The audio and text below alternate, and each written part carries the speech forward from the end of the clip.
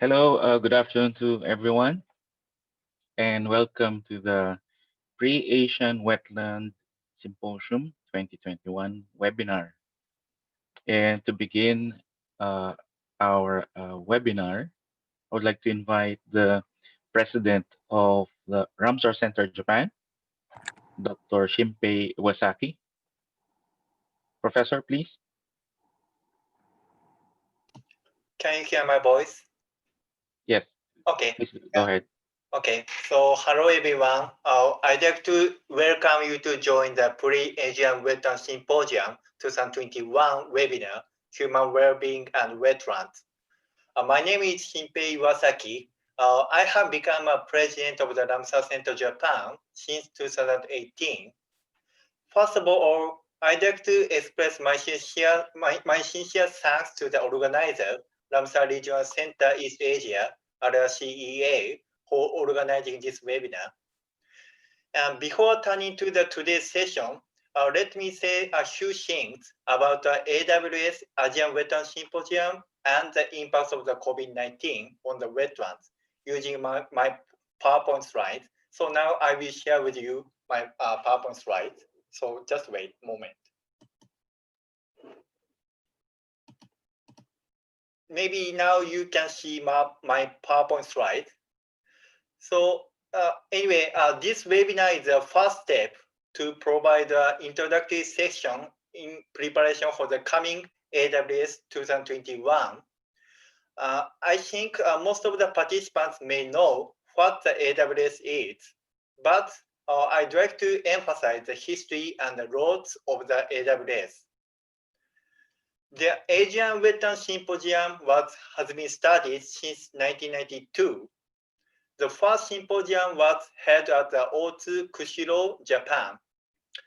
Over 300 participants from 25 countries shared the information on the Asian wetlands.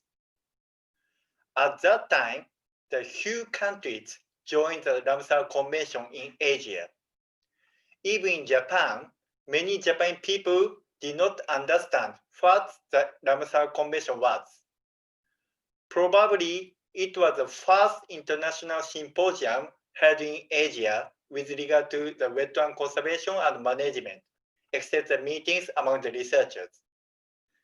The symposium successfully built an international network of the wetland stakeholders in Asia, including not only the government officials and researchers, but also NGOs, companies, citizen groups, etc. Okay. And since then, the Ramsar Center Japan, in collaboration with the various organizations, organized the AWS 8 times, as shown in this slide, including the Penang, Malaysia, Bhubaneswar, India, Hanoi, Vietnam, Sabah, Malaysia, Wuxi, China, and Siem Reap, Cambodia, and again, Saga, Japan. During the AWS, not only sharing the information on Asian wetlands, but also the decision, such as the statement, call for actions, or message have been made and elaborated among the participants. Through our efforts, according to the Ramsar Convention Resolution 9.19, the AWS was recognized as the enhancement of the effective regional cooperation in the Asian region.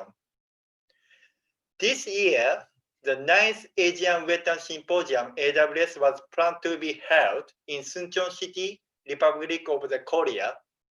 But as you know, due to the prevalence of the COVID-19 all over the world, unfortunately, it has been postponed. So far, it is very, very difficult to travel and have a face-to-face meeting. But as we do now, we are able to communicate each other using the online communication tools like this. Again, I'd like to appreciate the organizer having opportunity to encourage the interaction among the wetland stakeholders to share the current issues of the wetland conservation and management in the era of the COVID-19 situation. And from the viewpoint of the wetlands in 2018, as you may know, we received a not good news from Global Wetland Outlook report. According to this report, during the year from 1970 to 2015, natural wetland has been declined by 35%. Related to this, the wetland-dependent species are in serious decline, with 1/4 threatened with extinction. Although the concept of the wide use of the wetlands has been many times highlighted at the international level, but we need more efforts to protect and conserve the wetlands at the grassroots level. This slide indicates my image of the impact of the COVID-19 on wetlands. Before industrialization, people's lifestyle and livelihoods were generally harmonized with nature. Human activities were not intensive. There were abundant natural wetlands. Of course, human well-being cultivated some natural wetlands for farming purpose. This called it man-made wetlands, as shown in this green dot circle. In those days, the many people were dependent on the provisioning service from the wetlands. They also developed the various types of the cultural service from wetlands. However, as the years passed, the size of the natural wetlands has been declining. Before COVID-19, the loss of wetlands and overexploitation of the natural resources has been reported in many areas, like all over the world. In response to increase of the human activities, natural wetlands have been destroyed and degraded. At present, human beings face a new challenge with regard to the wetland conservation and management. This is the prevalence of the COVID-19. COVID-19 changed our lifestyle and livelihoods, including those who are dependent on the wetlands. COVID-19 affected the economy, society, culture, and nature. Human activities tend to be reduced like this.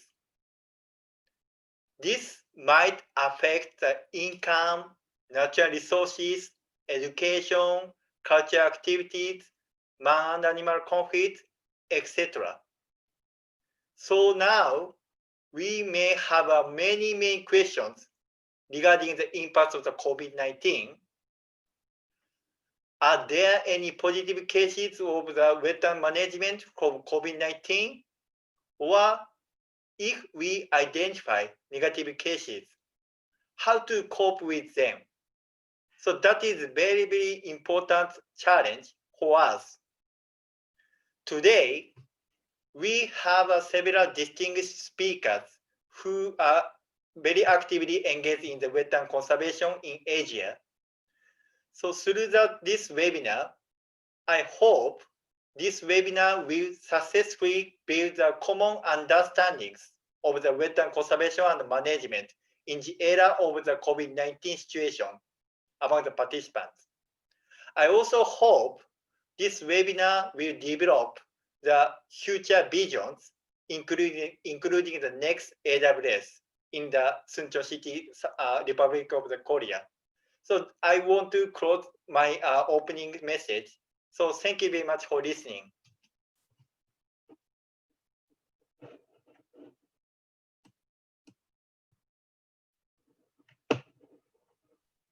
Thank you, Dr. Shimpei.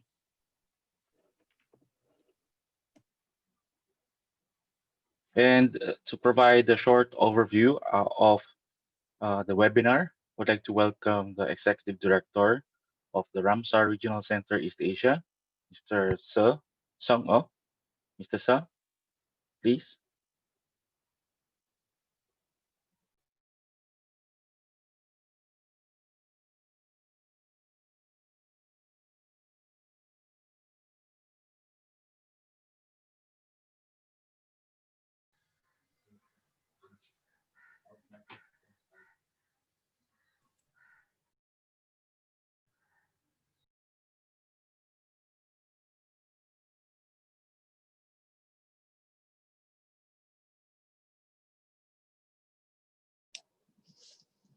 Sorry, can you hear me now?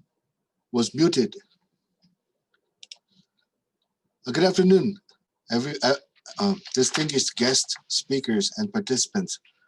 On behalf of the Ramsar Regional Center East Asia, I would like to extend my sincere appreciation for your participation amid the COVID-19 pandemic and a warm welcome to you all. It is challenging to manage time properly in all online meetings, so I will be very brief and then I will introduce how and why we prepared this webinar not to make any delays. As we all aware, the 9th Asian Wetland Symposium was planned to be held in Suncheon this year. In the preparation of AWS, suddenly we became to be stuck with the COVID-19 pandemic. The virus entirely changed our lifestyle and disconnected all of us physically from each other. Under these circumstances, the AWS International Steering Committee decided to postpone the scheduled symposium to the second quarter of next year. The committee members are aware that the pandemic situation will not be quickly finished and agreed that it is unavoidable to redesign the symposium remotely accessible to be organized as scheduled. In this context, we are organizing this pre-AWS webinar to experience and practice an online meeting platform to make the main AWS successful and not to lose the attention of all AWS lovers, not to be forgotten. The online meeting became more common nowadays. However, it is not as comfortable as the conventional face-to-face meeting system to us. Easily take more time than scheduled. Mistakes on communication with the speakers, participants, sharing screens, noise from muted microphones. We have lots of problems to solve and practice. I hope our management skills will be improved and expect all participants also enjoy learning and experiencing the online meeting platform. And we will expect your honest feedback on the management, which will be the basis for making the system more proper for the first online AWS next year. Concerning the topics for this webinar, the International Steering Committee reached an agreement on two sessions. One is the impact of COVID-19 on wetland conservation, and the other is selected items from general wetland conservation topics that are supposed to be discussed at the AWS. Please enjoy this webinar, and we hope you keep your interest in the AWS until its main event, which will be held in the second quarter of next year. Do not forget, the second quarter of next year. Thank you for your listening. Thank you.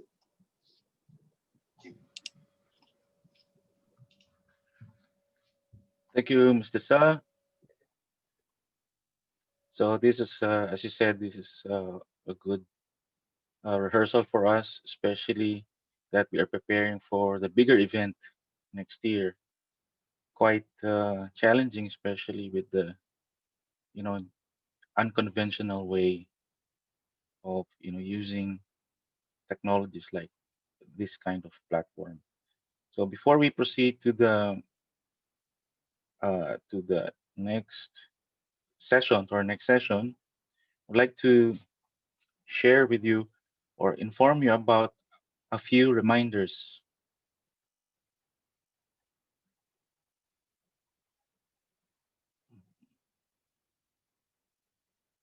Please wait.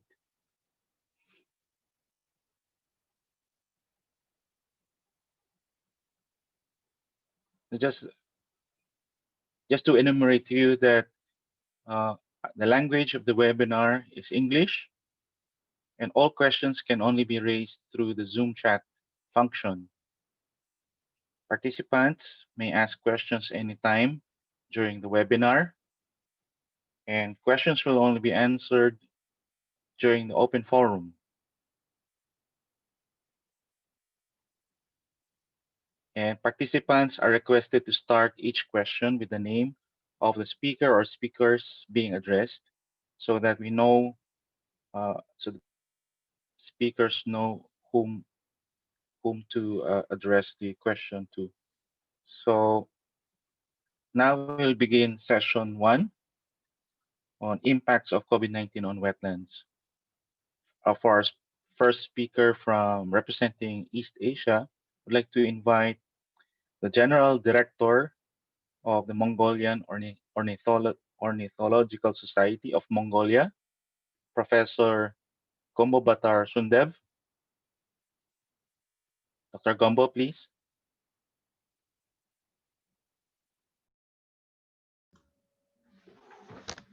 Hold on.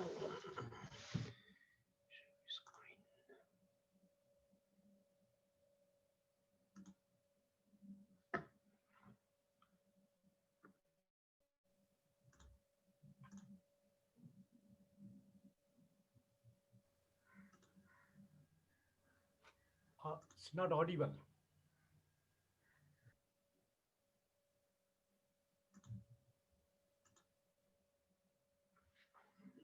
All right. Hold on.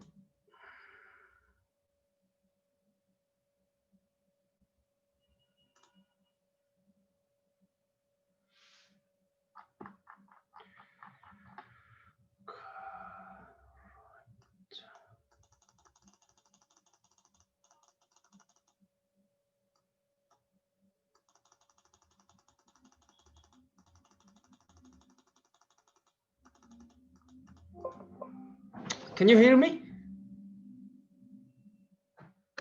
Yes, Dr. Gombo, please go ahead. Yeah, we can hear you. Oh, okay, okay.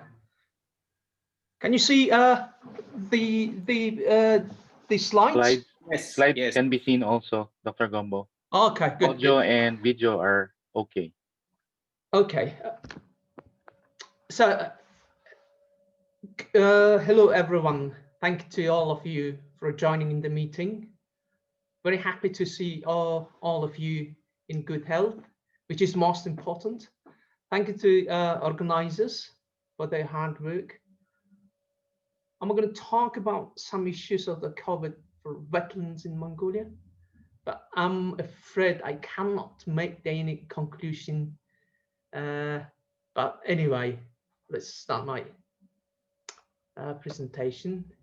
I'd like to give you general overview of the wetlands in Mongolia. So this is the data from the Ministry of Nature Environment Tourism 2016. In Mongolia, we do have 31,000 small springs, 8,400 medium-sized springs, small rivers around 2,000, medium-sized river 550, the large rivers 8. In 2015, there were 3,464 lakes and ponds, and you can see 832 lakes dried out. In 2016, the similar thing happened. The glaciers on 42 mountains, but again, there is the decrease. So this is the example what's happening, or I mean the drying out the wetlands. This is the wonderful lake. Okay, we call it the Dashinchulung wetland, 300 kilometers to the west of Lambasa. There used to be like this beautiful marshland. There were, well, actually we started to look at the some breeding shorebirds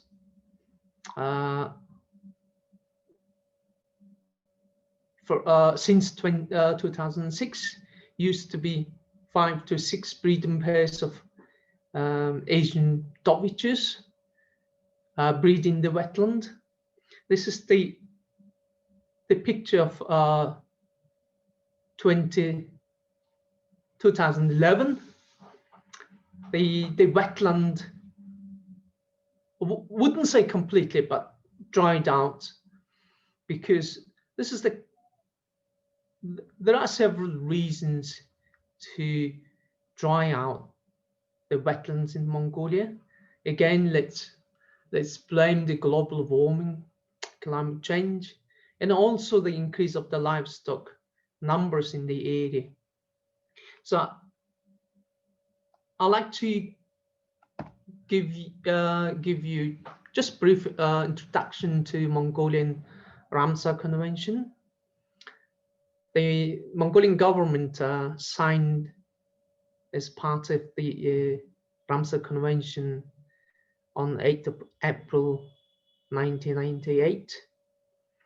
Since 1998, we designated 11 wetland sites, which is internationally important. So that is very interesting. The first, this site, Ramsar site, designated 1997, before they signed the party of the convention. Well, anyway, those 11 sites in Mongolia, Ramsar sites, the total size of the Ramsar sites is pretty big, 1.4 million hectares. So this is the location of the Ramsar sites in Mongolia. So seven out of the 11 sites are included in protected area in Mongolia. So from Mongolia, Mr. Batola is the focal point of the Ramsar Convention. I've been working for the SRP working group representative from Mongolia. So Ms. Holland, he's working for the SEPA working group. So also we do have the 6 East Asian Australasian flyway network sites. They're all information sheets updated from 2014 to 2015. So I wouldn't go through every single 11 sites. The presentation is, I'm very happy to share my presentation with you, so you can read through all the details. So first site, 1997, we got the Mongol Dago right here. It's a very important site for the cranes and other migratory species. So the general view of the site is like that. Actions and activities in past and present, giving in this slide, so you can read later. And lakes in Lakes Valley, which is right here in the Gobi Desert, look like that. So also you can read what kind of the research and conservation activities have done in the area. Ogi Lake, we do have the only one, the wetland center. The name is Ogi Lake Wetland Center, which is JICA from Japan invested the wetland center. So it looks like that. Some actions there you can read through later. The Tirkin-Tsaran Lake also very important sites for Anatite. So Lake Airag, which is situated in Western Mongolia, most important site, the Dalmatian pelican and red gulls, mongoose, all the threatened species breed there. Actions and Haros Lake, which is the largest, one of the largest freshwater lakes, lots of the threatened species breeding there. So it looks like that. Couple of actions. All of it. Very disappointing news is Harrows Lake. There is the hydropower station was established 2003 at the lake. The Achut Lake, which is situated in Western Mongolia, Boer Lake here, Eastern Mongolia, which is very important lake for not only the migratory water birds, but also the important breeding site of the Mongolian gazelles. You can see sometimes like 20,000 gazelles in one place. So look like that. There are a couple of very good research have done. The Ganga Lake, also very important site for migratory birds, especially Hooper swan. They call this Swan Lake sometimes. Ops Lake is also very important lake for migratory birds that pass through the West Asian migration route. The actions, couple of actions there. Horhutum Valley, which is very important site for cranes. The 60 species cranes recorded in the area. There's a couple of actions.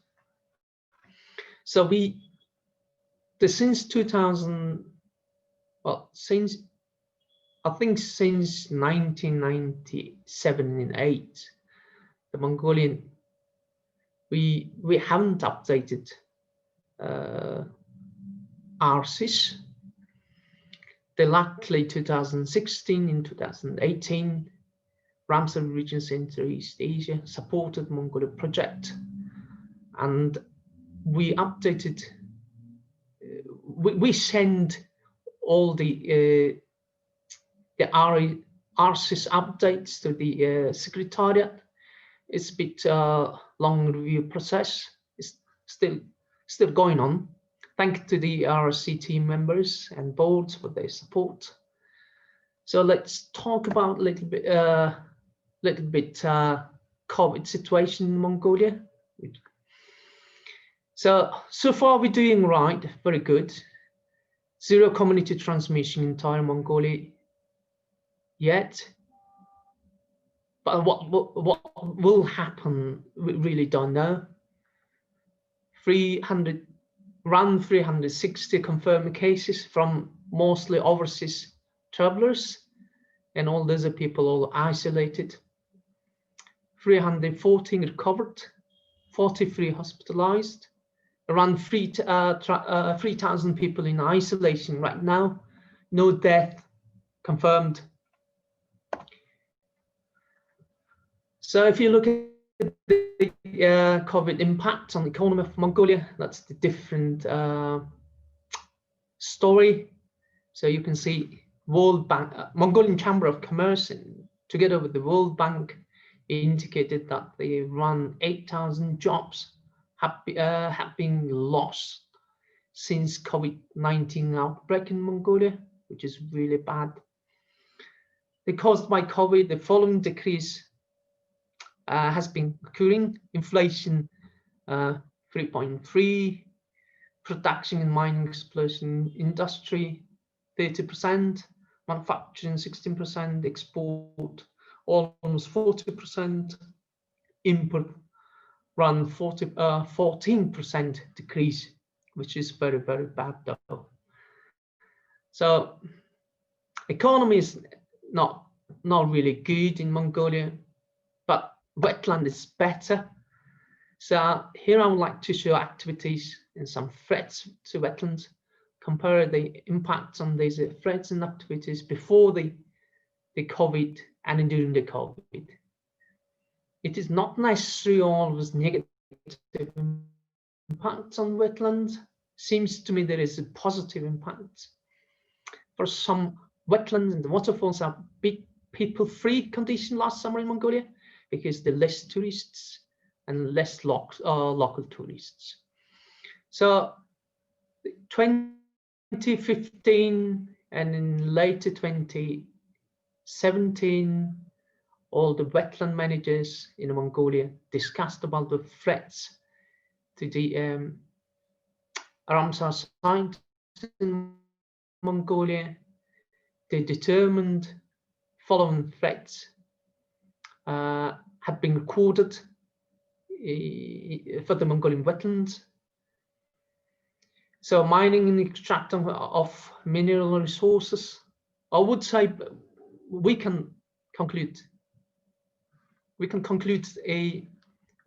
positive impacts, because the tourism activities and plus mining and extraction activity less during the COVID time.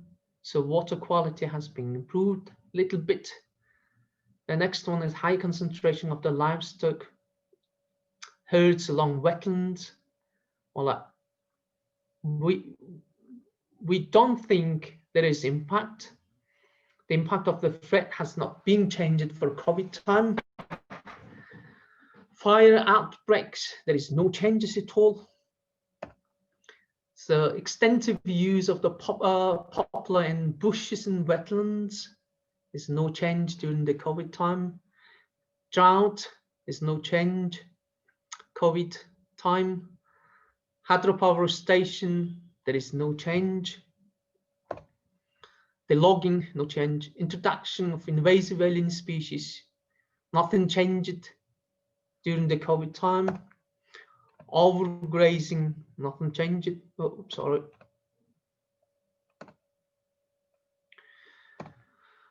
The waste pollution, well, would say negative low impact, because the local travelers last year visited many wetlands and left trashes behind this summer. So fishing, would say illegal fishing, very negative but low impact. Illegal fishing activity was increased this summer in remote areas, especially in East Mongolia. Human disturbances, would say negative low impact, because the again this year local travelers they visited many wetlands, so there is noise pollution and human disturbance to the water birds.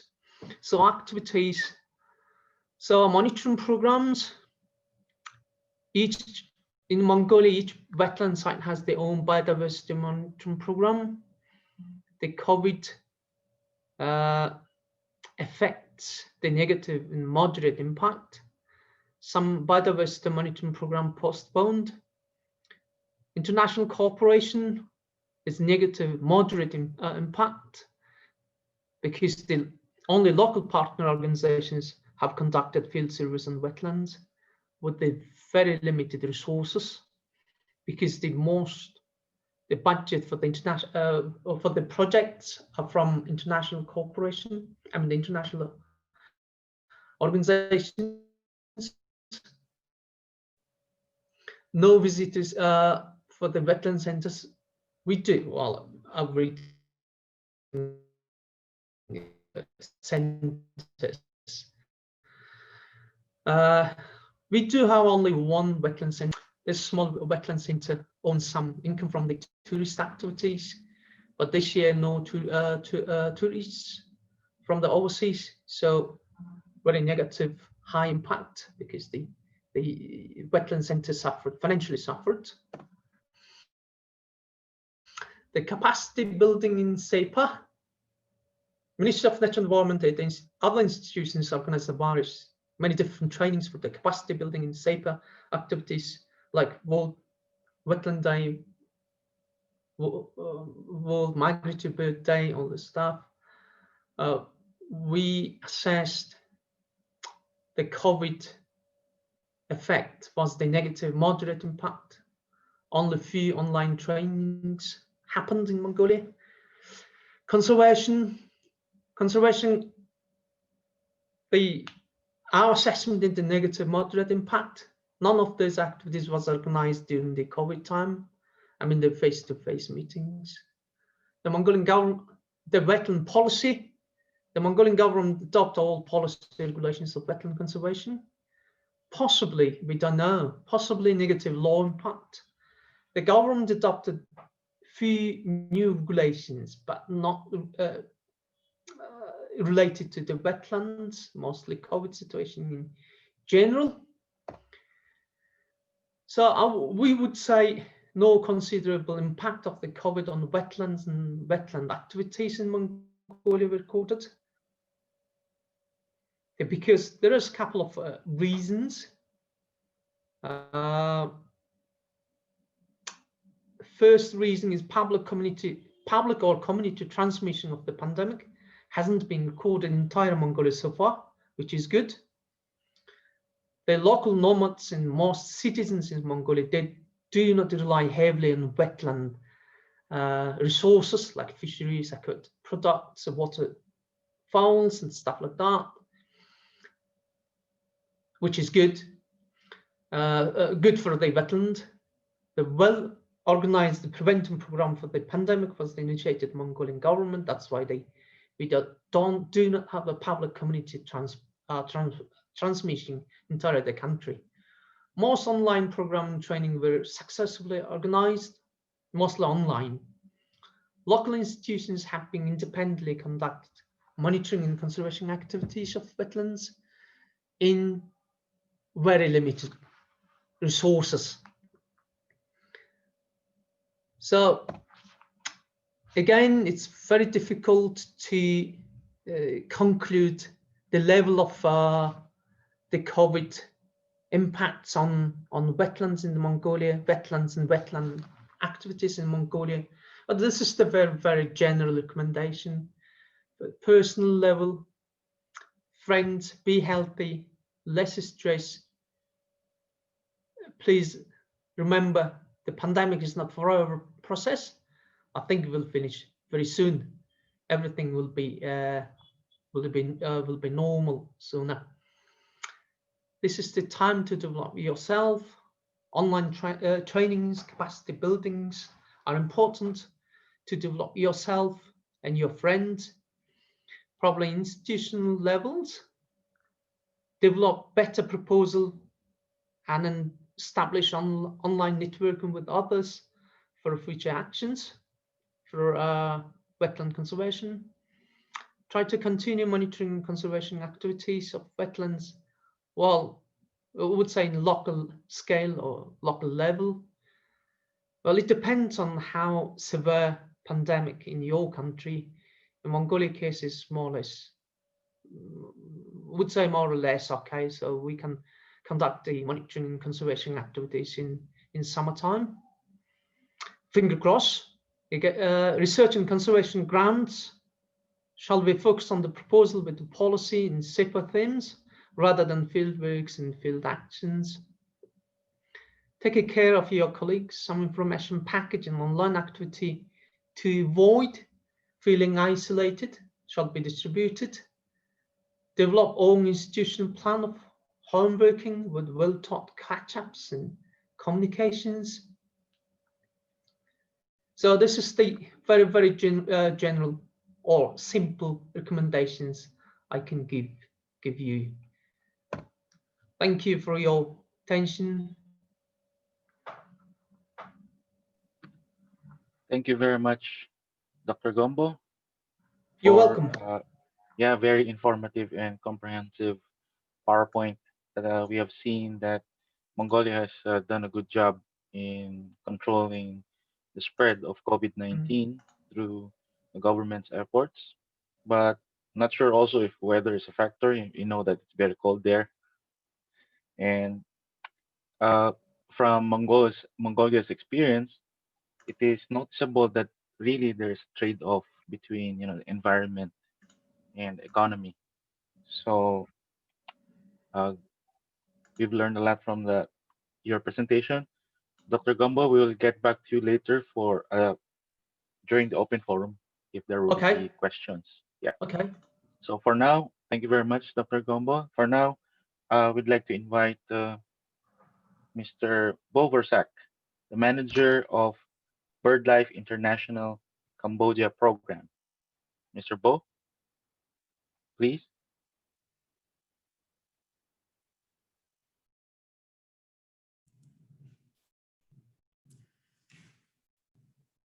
Okay, thank you, Norman, for giving me the opportunity for doing this presentation. To be honest, I do this presentation on behalf of Dr. Sray Sunyang, is the Ramsar National Focal Point in Cambodia, due to his busy with currently with his government schedules.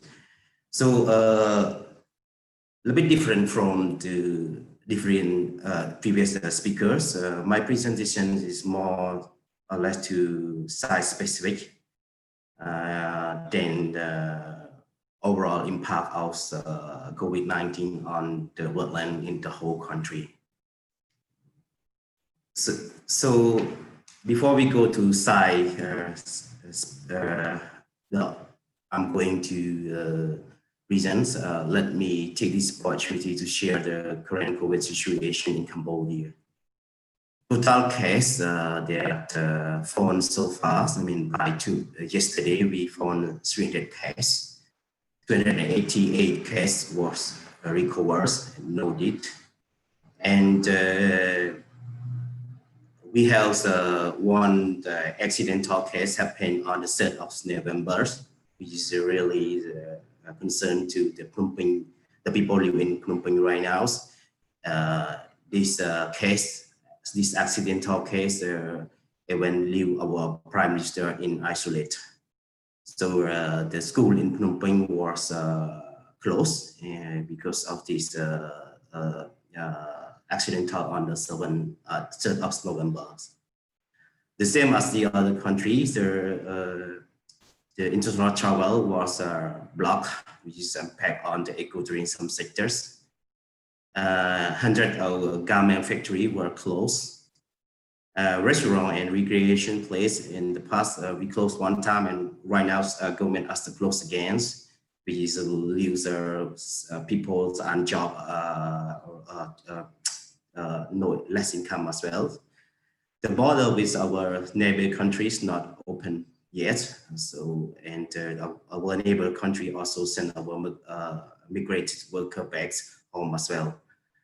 This kind of situations, more or less we see the people move from the city center to the local communities.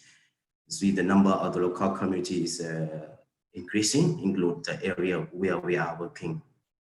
The government, because of protection, the government also issued a warning to limit gathering and meetings. And the school was closed. In the past, all closed, but in last 2 months, it's reopened back. But right now in Phnom Penh, it was closed because of the accidental case happened on the 3rd of November. So let me move to the side that I'm going to present. Like I mentioned, my presentation is more or less site-specific and overall impact in countrywide wetlands. We, BirdLife, in collaboration with the Ministry of Environment, the Ramsar Focal Point in Cambodia, we work into wetland site in the lower Mekong Delta called Bung Prilapau and Along Prings. This is important bird and biodiversity areas. Located border with Vietnam, as you see in the maps. We worked there since 2004. We record more than 160 bird species, including Saroscran, include the greater Adjutant, Bengal hurricanes, even yellow-crested bunting. So because of the importance of the site, especially the Saroscran, the wintering site for Saroscrans, the government decided to nominate or designate this area as a protected area. This is 2 of the 3 wintering habitat of Saroscran in Cambodia. That government of Cambodia decide to designate as a protected area. It's unique wetland habitat in the lower Mekong deltas. Our partner WT do ecosystem service assessments. We see there's more than 15 local communities living depend on ecosystem service of this site. Based on this ecosystem service assessments in BPL, in Bang Pre Lapos, we see that local people there get free resources from the wetland more than $2 million per year, while in AP, the people can get more than $1 million per year. So this is really important. This wetland is really important in terms of support human well-being in this area. So what happened at the two sides during the COVID-19 period? Like I mentioned before, while the people, we see the people, number of people in each village increasing because some people move from the city while the government factory was closed, while people moving from Thailand or Vietnam while border was closed, and the small seller who used to sell their products across the border between Cambodia and Vietnam, they cannot do anymore. We can see there more people, lost income and increase the number in each village. And at the same time, we see that some streets happens, some is continue that street that happened already in the past, but some also we see is as first time happening in these two wetland side. The first one is land encroachment. Of course, this rate happens a long time ago, but during the COVID-19 pandemic period, we see that these cases continue happen in the worrying scale. We lost about 90 hectares out of 8,000 hectares, and we intercept at least 5 cases of land encroachment. Because one case was sent to court. We confiscate a mega vehicle that helped in doing this land encroachment, as you see in these photos. The concerning one is poisoning. We see that in last 4 years, almost no poisoning happened in these two wetland sites. But in May this year, the poisoning come back again. This in the photo in this slide is a spot-billed duck. Is 100% sure it was killed by poisoning because the poisoning bears found around the carcass, and we also send the carcass to do necropsy. We confirm that it's died because of poisoning. So this is a big concern because spotted duck is a least concerned species, but what happened is the poisoning is continuing while the seroscreen coming. This is because the poisoning not just target the least common birds, but it can be a target to global least threatened species as well, like seroscreen. So we're really concerned about poisoning case, which is happened again during the COVID-19 pandemic period. The other thing is hunting. We see in terms of rate. It's happened long time ago, but during the COVID-19 period, we see the rate is increasing.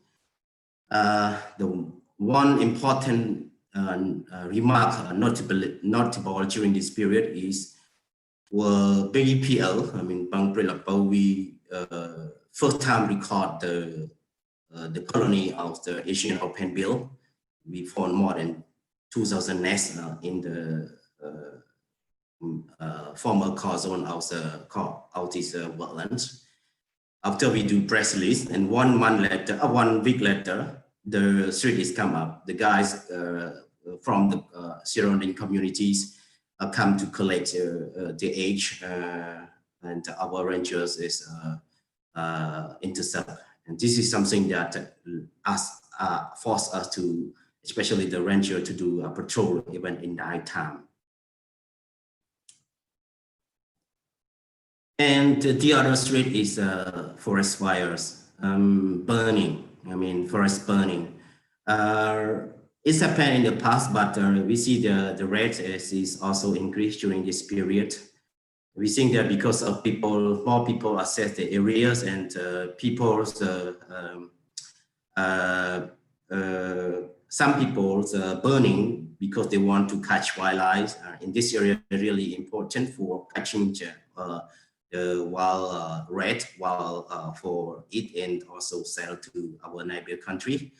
And so the people burn, and also some people burn because they want to do land encroachment.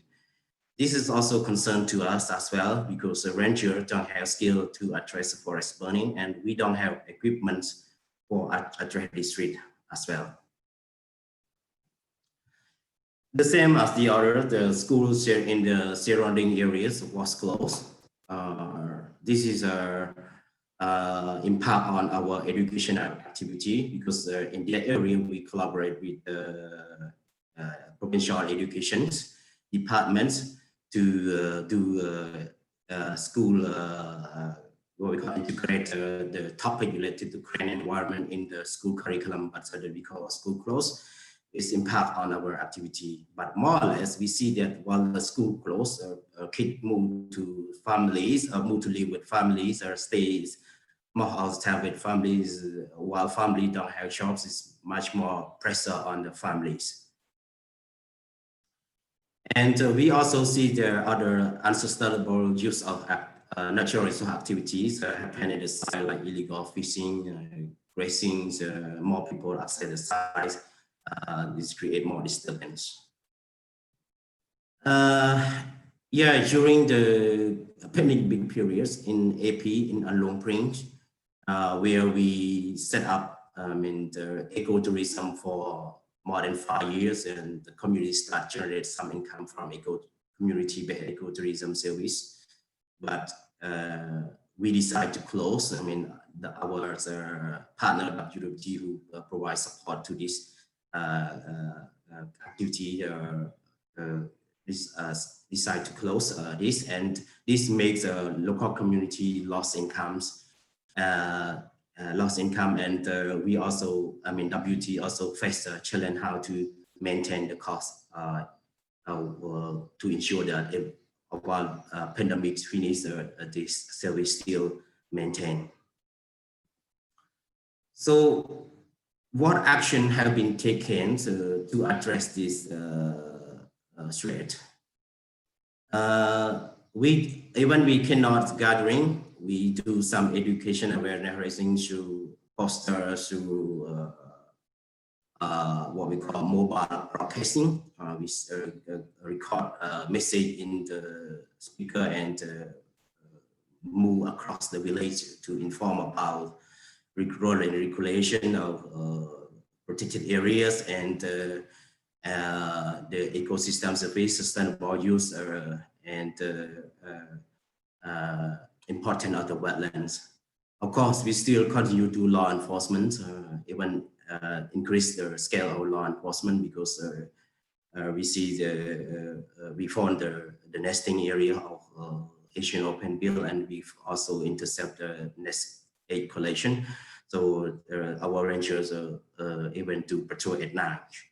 The biodiversity monitoring still continuing as usual, and we do livelihood activity. This livelihood activities depends before COVID-19 period. This is something still continuing, like a sustainable agriculture. While more people move to village, some of them don't have rice field to grow rice. So we see the government do provide immediate relief, such as a small package of money to the more vulnerable, but it's not enough. And our partner WT still cover and still cover the cost to ensure the ecotourism service in the APs continue maintained and be able to recover back soon after while pandemic finish, but this cost totally use their core cost. So that's why it's one of our concern as well. And this is our thing about long term and short term to address this COVID-19 pandemic as well as wetland management in these two sides. First, we need to address food security. While the people moving from the city to the village and they don't have rice field, of course, they will totally depend on the service or product of wetland, which is impact on the wetland in the future. So in short term, we need immediate release. We need rice for the local community who are less than 6 months food security. So there is some family that don't have very limited rice plot that can cover the food only for 5 months. So what going to happen another 6 months in the or 8 months in the 2021? So we need this as soon as possible to help the vulnerable families. And we need to identify alternative livelihoods for the local community who move there and don't want to move back to either city or our neighbor country. What we need to help them to generate small income for their livelihoods. And we found that most of the people have problem. I mean, have loans. So need to introduce microfinance scheme that somehow can help them to address this loans issue. And sustainable agriculture. Most people may, still have rice field. If they want to get a high yield, they may use a lot of chemical fertilizer, pesticide, which leave more pressure on wetland. So we need to help these people, this local community through sustainable agriculture. We need to promote wetland well use concept. Of course, AP has ecotourism. If the pandemic finishes, we need to prepare in advance to ensure that the ecotourism can recover back at the site and the community can see generate income back, see the benefit and generate income back. In terms of wetland management,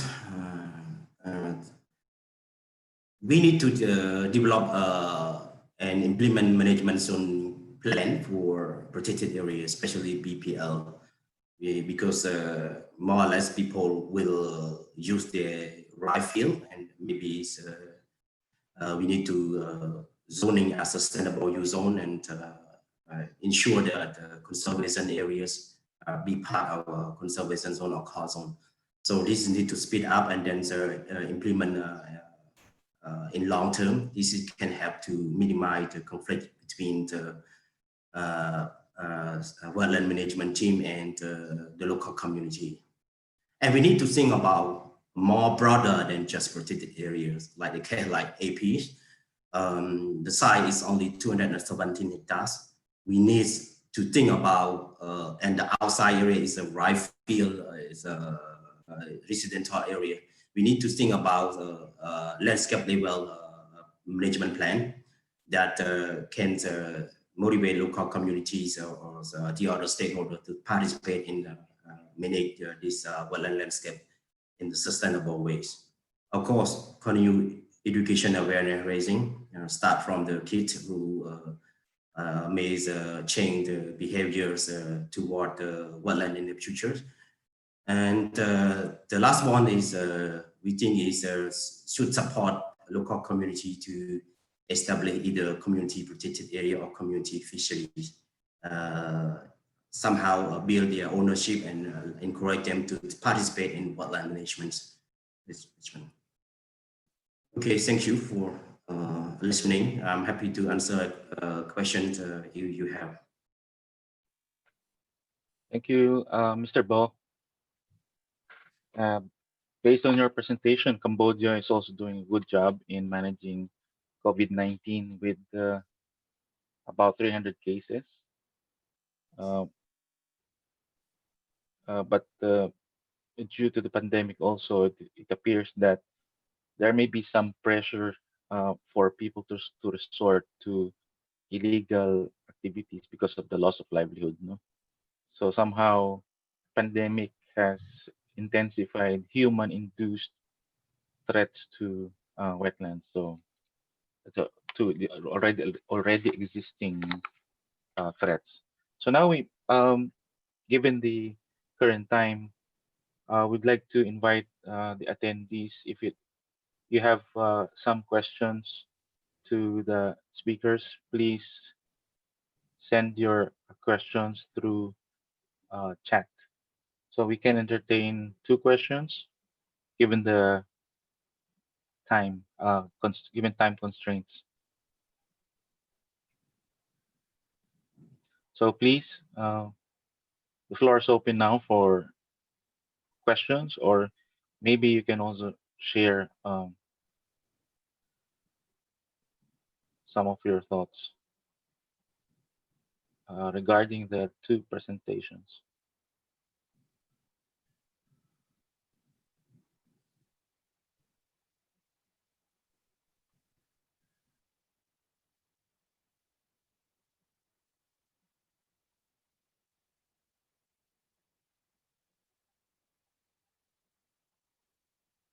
So I do not see responses.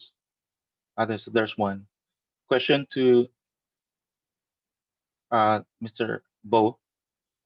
Uh, is it possible that the poisoning of ducks in your area linked to the agricultural fertilizer or pesticides?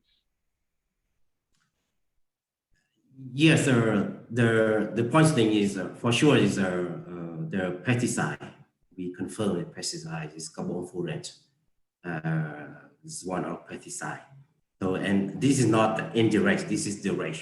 There is an indirect poisoning because of agriculture, the areas most people do agriculture, but this case, the duck case is what we call directly do it intentionally to kill a bird for either consuming or take to sell in the market. We don't know, but we confirm that it's intentionally. Thank you, Mr. Bo. Another question for Mr. Bo from Piepo Aung in Myanmar. How about the uh, staff, park warden and staff patrolling effort or time? So would the patrolling be reduced in terms of the time because of the pandemic? Yes, during the hot period, we did reuse, but later on, we increased our scale back in the event. Well, I mean, it just in case like BPL, we increased more patrolling because we found a new nesting area, a new colony of Asian openbill. So because they go in the small group and patrol by boats, not much interact with the other. So the patrols do the same as a protocol that we have been set up and increased during the period of Asian open bill nesting. Yeah. Okay, thank you, Mr. Bo. I'm sorry to cut the open forum, but we will need to proceed to the next presenter. For we've received more questions. So while other presenters are delivering their contents, um, this concerned speakers, Mr. Bo and Dr. Gombo, you can answer their questions through chat. So yeah, so please, you can see in the chat the questions there. So now, thank you very much again, Dr. Gombo and Mr. Bo. We'd like to invite uh, Ms. Amy Lecciones, the Executive Director of the Society for the Conservation of Philippine Wetlands. So she's also representing Southeast Asia. Miss Ami, are you there? Yes, I'm here. Please go ahead. Okay, so let me share my screen. So can you see it now? Yes, audio and video are good. Okay. So good afternoon, everyone. We are in the middle of a typhoon here in Manila, but it's so nice to be with Wetlands crowd again, despite the pandemic. So I will be sharing with you some stories from the field regarding the impacts of COVID-19 on wetlands here in the Philippines. So as you know, we are an archipelago.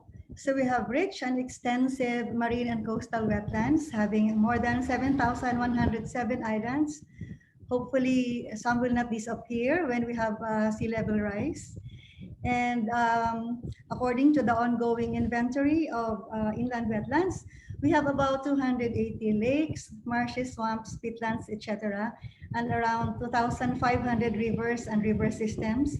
Hopefully, they will still increase since we are still doing the inventory. And 7 Ramsar sites, or wetlands of international importance. Now, let me just breeze through the 7 sites very quickly. So we have Agusan Marsh Wildlife Sanctuary, Puerto Princesa Subterranean River National Park, and Las Piñas Parañaque Critical Habitat and Ecotourism Area, or also known as the Las Piñas Parañaque Wetland Park, the Ulango Island Wildlife Sanctuary, Tubatahan Reefs National Marine Park, and Lake Nauhan National Park. So those are the 7 Ramsar sites in the Philippines. Here's the other one, sorry. Negros Occidental Coastal Wetlands and Conservation Area. Okay. So all of the wetlands, including of course our Ramsar sites, provide or support human well-being by providing ecosystem services in the form of provisioning, regulating, cultural, and supporting. We are all familiar with that. But let me first give you an idea of where we stand in terms of the COVID-19 situation. So this was as of a week ago, November 7. We have active cases at 36,260. And the breakdown for that is, you can see at the bottom, okay, 10% asymptomatic, 83% mild, 2.3% severe, and 4% critical. And the total cases as of last week was 393,961. So I guess, Norman, you will not say that we're doing well. And the recovered rate is at 350,216. And sadly, we have death of about 7,485.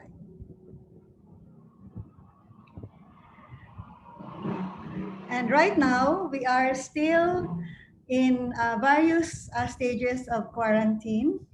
So there are restrictions in mobility and mass gathering. Schools are still closed. We mostly do what we call blended learning. We have the businesses are mostly open. Well, the malls are open, but also they are sort of limiting the people inside. Public transportation is still limited. For churches and other areas of worship, there's also a limitation of the number of people that can be accommodated. But private vehicles can freely travel. And in terms of offices, we can say they are partly open depending on the quarantine category. Okay, so there are areas where you can have a 50% of your staff reporting. Okay. So we are under one of the longest quarantine periods in the world. And right now, Metro Manila and some provinces are still under what we call general quarantine, and the others are under modified quarantine, community quarantine. Okay, so my 4 stories will come from the 4 Ramsar sites. And this is how I was able to get them.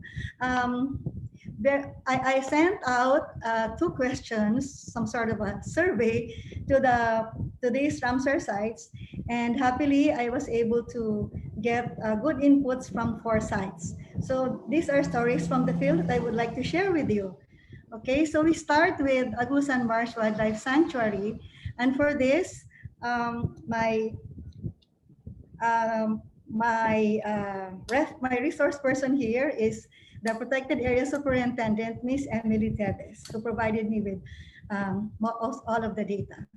Okay, so Agusan Marsh Wildlife Sanctuary is really a vast complex of freshwater marshes and water courses, including 7 habitat types. It's actually located in the southernmost island of the Philippines, in Mindanao, and some areas have been converted into fish ponds and rice paddies. It also acts as storage for rainwater and reduces the downstream flow of floodwater to more populated areas like Butuan City. It has a peat swamp forest of about 5,000 hectares, and it is sparsely populated because of seasonal flooding. So this Ramsar site was designated in 1999. Okay. During the pandemic, the first thing that was affected actually was the livelihood of the wetland communities, because if you will look at the photos there, these communities live on floating houses, and they bring their fish catch and other produce to town. But during the ECQ, during the first part of the quarantine, it was very difficult for them because they couldn't bring their produce to town. There was simply no transportation, and no one was there to buy it. No, so commerce was put to a halt, and ecotourism activities were also suspended. Patrolling and monitoring were limited. They were sharing that actually the ones that they were able to tap for monitoring were the people or the community on site. I will talk about that a little more later. Okay, and parts of the wetlands, especially those near habitated communities, were further converted to other uses such as the growing of corn crops during this pandemic. I guess it's one of the things that they thought would help them out and get some sort of sources of food for the rest of, since we've been on quarantine for more than 6 months now. On a positive note, they said that some areas were observed where forests have actually regenerated. So how did the management of the park respond to these challenges? Okay, so they were saying that the communities were a big help in patrolling, especially on site, since they couldn't go out. They were all working from home. But these communities who are on site, and they are trained because they are trained volunteers. These are the what we call Bantay Danau, or it's like Lake Watch volunteers. They were the ones who were monitoring on site and sending text messages to the protected area office. Okay, and also with the suspension of these mass gatherings, the office made use of their Facebook account and some other social media platforms in conducting awareness raising, especially in disseminating critical information to communities. And also the communities likewise use that information to feed back to them. And then there was continuing coordination with the local government units so that the communities in the park will be able to benefit from the financial and food aid that was being given by the government. And also, the continuing coordination with the LGUs is being undertaken for possible interventions to address the basic needs of locals and to contain further degradation of the wetlands. So they were recommending this, that there should be provision of alternative livelihood to local communities during this pandemic in coordination with the local government units and other partners of the park, and establish or strengthen the communication, a systematic communication system with the local communities to be able to tap them for monitoring activities, and to incorporate in the updating of the management plan of the protected area measures on how to manage the wetland under the new normal and to address this kind of pandemic in the future. Okay, so now we move on to the second story that I will share. This wetland, it's called Las Piñas Parañaque Wetland Park, or it has a long name.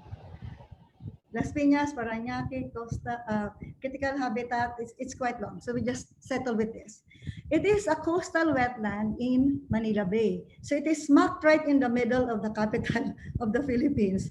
And it is actually a critical habitat and has been declared a protected area just 2 years ago. It has a very rich population of bird species, considering it's smack right in the middle of the city. For example, the vulnerable Philippine duck breeds at the site. We have 47 species of resident and migratory birds and about 5,000 individuals. And it hosts 1% of the estimated population of black-winged teals. However, since this is very close to the city and very near densely populated areas, solid waste accumulation, domestic and industrial effluents, and land reclamation are the most major threats to this wetland. Now, if you will look at the photos, you can see that the workers are already collecting the garbage that has accumulated in the coastal area of the park. Okay, so one of the impacts that affected this is that due to the restriction in mobility and the limited staff deployment, there were very few monitoring periods that they were able to do. And also, because in this park, they hire the locals as rangers and workers in the park. But there are about 25 of them. But 5 of these workers are senior citizens already. And during that time, it was recognized that people above a certain age cannot go out of the house. So they had to lay off some 5 of them. But, in other words, there was some loss of livelihood because of that. And then more trash accumulated along the shorelines, especially during the ACQ. You see, this wetland is very, as I was saying, is right in the middle of Manila. And every week, because this is like a garbage trap, it somehow collects all the trashes that's going around Manila Bay. But every week before the pandemic, there are volunteers from the corporate sector, from the schools, etc., who clean up this place. So it was quite clean. But because of the pandemic, there were no cleanups, so the garbage really accumulated. However, since there were no visitors and no disturbance to the birds and wildlife, they were able to observe robust growth of vegetation. And their bird count last October 20, they said that they had more birds than for the past 2 or 3 years. So how did they respond to this management issue? So the park hired additional workers to replace the 5 that were laid off, because there is a need to clear the trails, collect trash that accumulated in the park. And the local government of the city resumed the hauling of the garbage from the park regularly now. And they have come up with guidelines for visitors, and they are quite ready to receive visitors, but on a very limited scale. So they recommend the continuous cleanup and maintenance of the area while observing the interagency task force on COVID protocols, and maintain the current number of workers in the site, and implement the guidelines on the acceptance of visitors in the area. So those are their recommendations.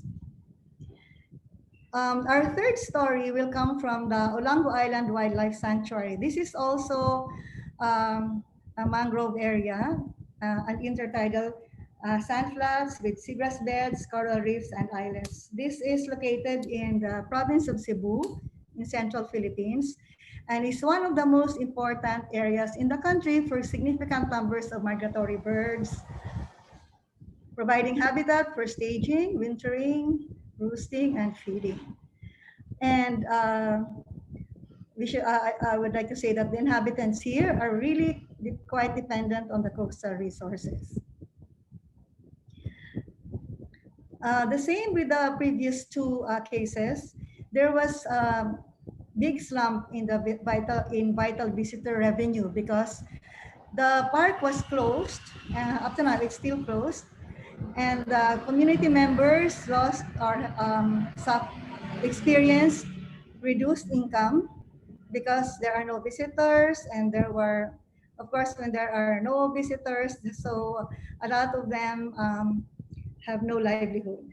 And the regular activities have been suspended, including bird monitoring, biodiversity monitoring, patrolling, and even SIPA activities, and even protected area management board meetings. However, on the positive side, they said that they were able to observe some signs of increase in biodiversity and habitat enhancement in the area. So this is how they responded to these issues. Although they have very limited staff due to the restrictions, they were able to do a good scheduling so that there will always be some staff on duty during the pandemic. And they observe blended online meetings, which is conducted also for trainings and seminars. The conduct of biodiversity monitoring is now allowed, including the allowing patrolling, but they just have to adhere to the health protocols that are prescribed by the Interagency Task Force on COVID. And there is an ongoing impact monitoring of ecotourism activities in accordance to IATF protocol. And they have drawn up, actually they showed it to me, but it's really very lengthy, very comprehensive. They have prepared protocols for the resumption of their ecotourism activities. Okay, and this is our last. You need to, sorry. Yeah? You need to maybe a few minutes left. Yeah. So this is Puerto Princesa Subterranean River. The main feature of this is 8.2 kilometers long section of the Cabayugan River, which is underground with large formation of stalactites and stalagmites. Okay, so impacts here is, since this is a major tourism destination and was closed since March 15, so the income from ecotourism has been reduced. And in fact, their budget right now is in the deficit, if I'm not mistaken, about $1 million. So the impacts on the community is also just the same. Most of them experience unprecedented financial crisis. And because of that, the Protected Area Management Office considers it a threat because they might resort to illegal activities that that will give them easy money to meet their needs. So their main response is they came up with a COVID-19 response, recovery, and resiliency plan. So just to browse through this very easily, very fastly, very swiftly. The response included information campaigns very early on, just in February before the lockdown, and protocols has been placed for all tourism-related establishments, including checkpoints and contact tracing, and all these safeguards still stand today. So no cases have been detected to and from protected area. Another response is that they have this backyard gardening as food security strategy even before the pandemic. And this turned into an alternative livelihood during the pandemic. So it helped the community a lot. They also helped in delivering food packs, and the staff engaged in outreach program, giving survival food packs to the community, even using their own salaries, they said. And then the recovery plan includes three sectors. That's for economic recovery, marketing and promotion, and institutional strengthening, and building sustainability and resilience. And of course, their they have a resilience strategy. And to summarize that, they just said that it should be like this: we will surely rise as one. Okay, so in summary, the impacts that were experienced in the four sites are loss of income and livelihood, or reduction of income and livelihood, the deterioration of the quality of wetlands due to increased solid waste and conversion to other uses. In some cases, however, there are positive developments, such like the improvement in habitat quality and biodiversity, and monitoring and patrolling was very limited at best, and conservation activities, including SIPA, was constrained. And for the recommendations that were put forward, they were very strong on capacitating and engaging communities, establishment of communication system protocols, and to update management plans to incorporate management actions in the new normal, and improve coordination with all sectors. So with that, thank you. And if you have any questions, I'll be very glad to answer them. Thank you. Thank you, Miss Amy. And say that relative to the total population of the country, I would like to say that the Philippines is also doing good. Thank you, Norman. But of course, Filipinos are very resilient. So regardless of the type of threat. Also, worth noting is in the last slides, the summary of impacts and recommendations. So, uh, okay, so thank you, Miss Amy. So we'll get back to you for further um, questions if there are. Now, at this point, may we invite Dr. Sanwar Hussain, the president of Bangladesh Push. Dr. Sanwar, please. Yes, thank you, Norman. Hello, can you hear me? Hello? Yeah, yeah, Dr. Can you, Sanwar. yes, Yes, can you hear me? yes, please go ahead. Yes, Audio is okay, okay. Video is okay, fine. okay. So thank you, everybody. So I'm just going to speak on the impact of COVID in wetlands and wetlanders, as because I didn't prepare any slides and other things. And this talk based on my recent field visit in the southeastern coastal part of the area of Bangladesh. So I'm going to speak basically 3-4 points on the issues of income, livelihood, market, transportations, a social aspect, and fishings in the wetlands. So in the lockdown situation, as you know, everybody knows that the severe health impact on long-term sufferings and family of due to the financial crisis, the poor families go under the poverty line. Anyway, in our countries, lockdown situations were very strong and restricted to move, and this is the very worst consequence of the COVID pandemic and its impacts upon both the urbans and wetland areas of the country.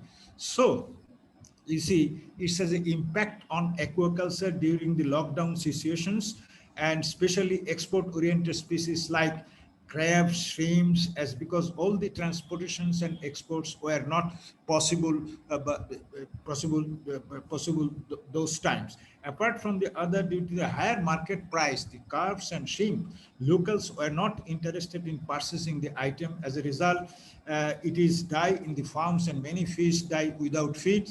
And it was a great loss of both small, medium, large-scale farmer. And so fishermen lost their capital, also. And the transport communications is a very important for marketing issues. You know, those days marketing from the from the remote rural areas and wetland areas to even in the national levels, in the urban markets, and were totally disrupted. So the fishermen cannot sell their product. And also there are other things, there are other important issues, is that the social interaction during the lockdown period was not possible because of the movement restrictions and other things, and people cannot even go to their relatives' house and others, and even they do not communicate with each other during this situation. And the government support were during those days to support the only livelihood and given some rice and other things, though this was not very sufficient.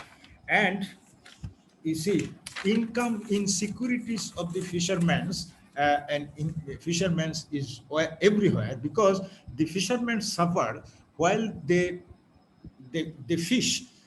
They cannot, they cannot market it while the market was nearly closed and transportation was nearly closed. That's why their income were almost none. So they have suffered a lot from their impact. And boatmen also lost their job because of the lockdown period and fears of the contamination. The tourism were nearly stopped, and almost all mobility went down. The boatsmen lost their works, and there are no income insecurity. And also we have found some food insecurity. While the market was not functioning and the wetland communities that lives in remote area, there were imbalanced food consumptions, and some research report says that the malnutrition among the children were there. And there are, you see, we have seen the farmer the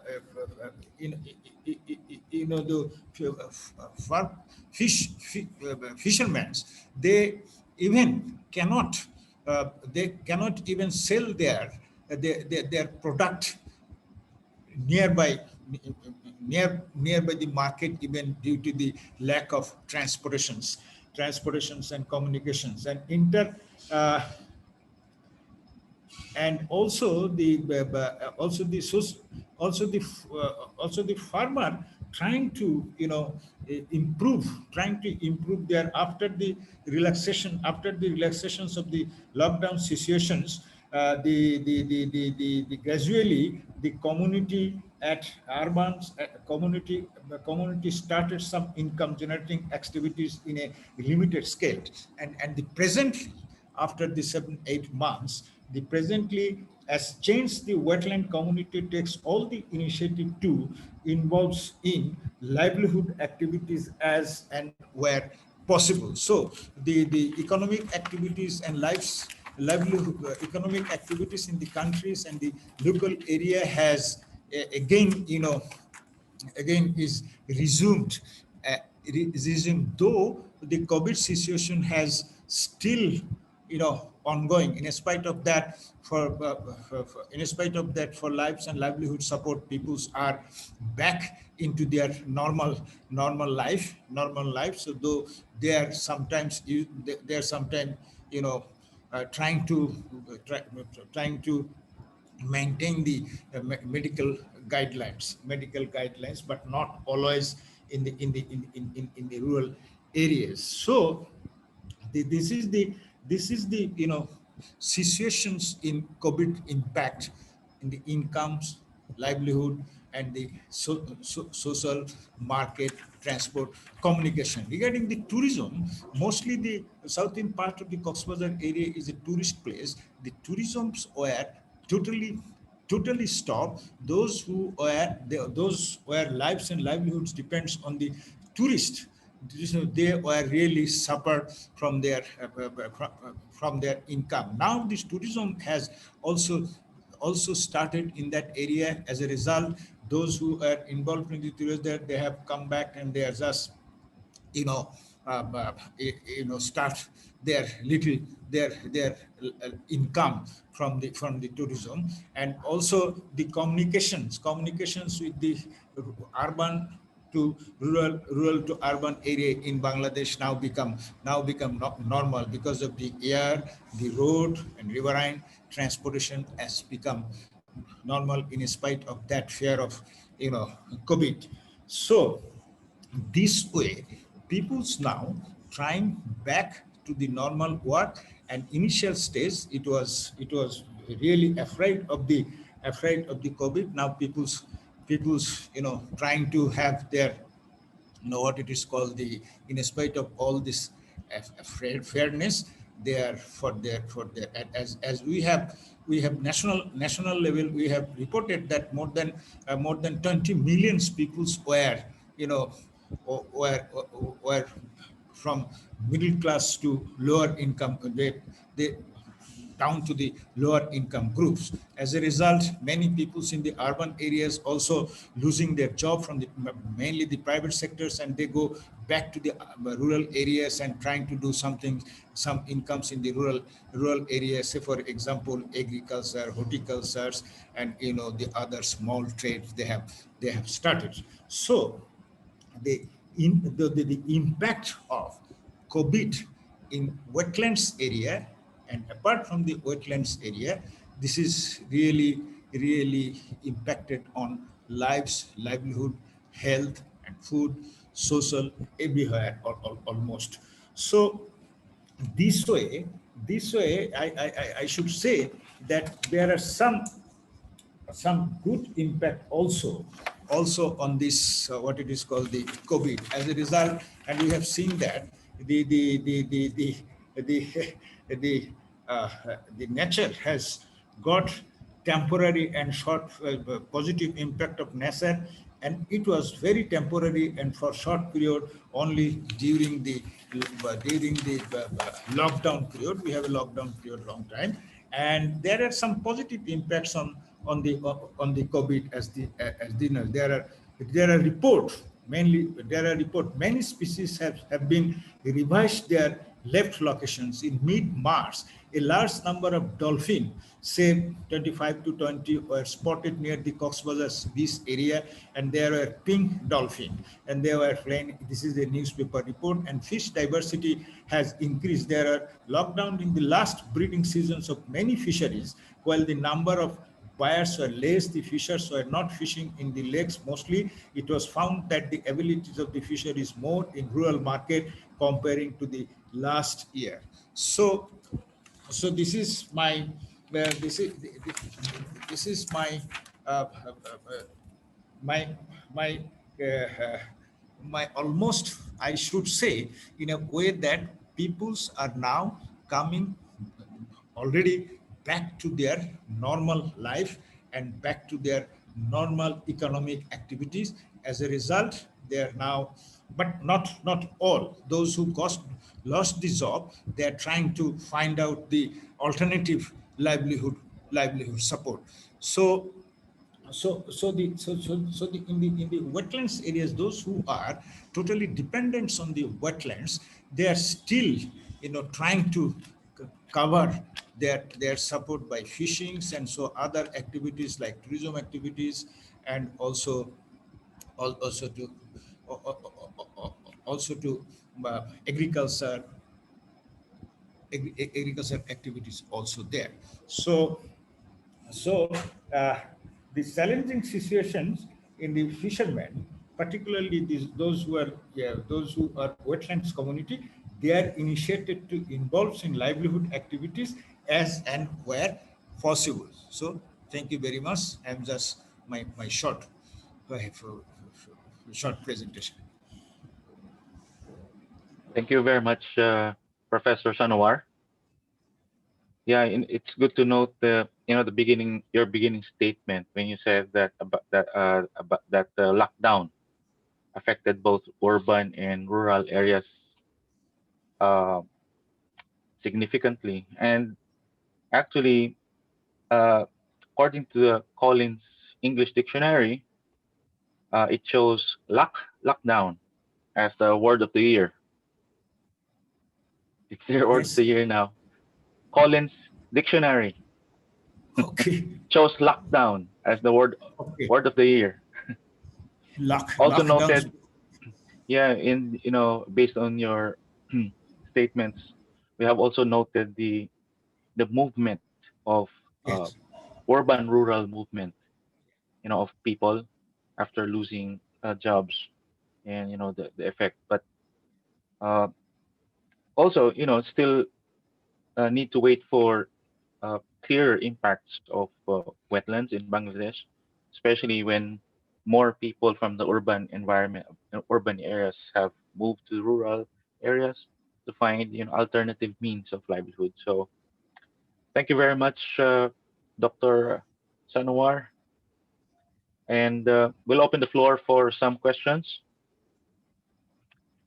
for Miss Amy and Dr. Sanwar. Yes. Yeah, okay. So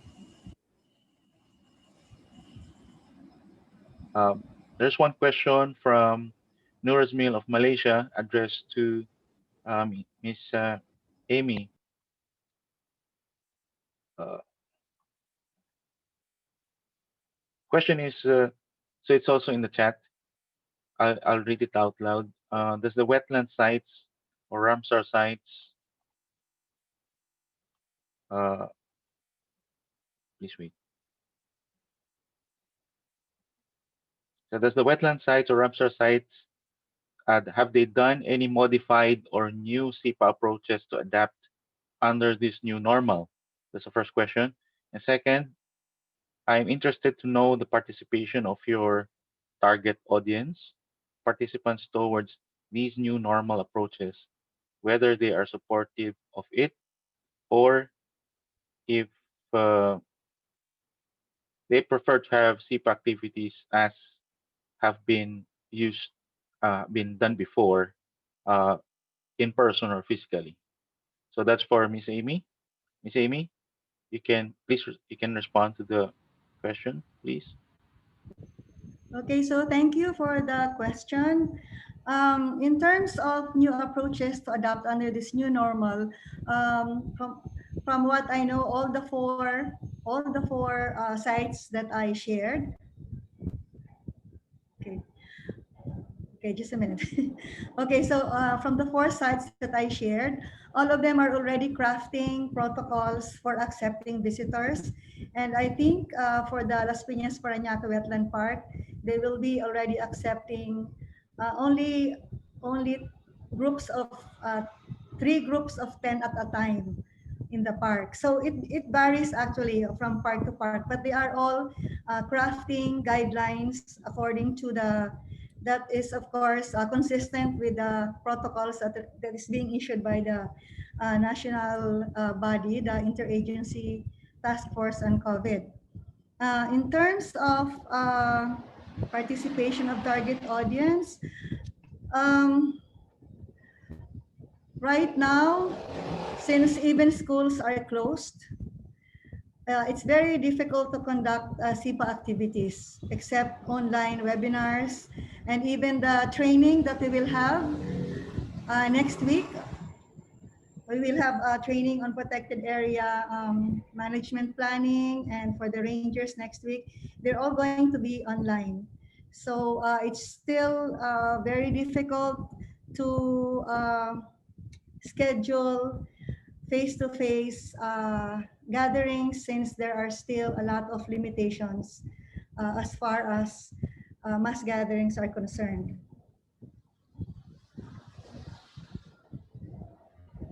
Thank you. That's Yeah, your- thank you, Miss. Yeah, thank you, Miss Amy. Okay. And yeah, just the last question addressed to all the speakers. Um, For Amy. it's in the chat. Actually, it's quite long. But generally, question would be: have you observed any changes in the behaviors or abundance of animal species in wetlands because of the pandemic and because of the lockdown? So, from Dr. Gombo, Mr. Bo, Miss Amy, and Professor Shanwar. So any one of you can respond. Dr. Gombo first. I think in you have mentioned some in your presentation. Norman, just I would like to respond to one thing. I have seen it. Can you hear me? Yep. I have Okay, seen a Professor behavior. Sanawar first. Yeah, Please go yes, ahead. there was a question on behavioral change.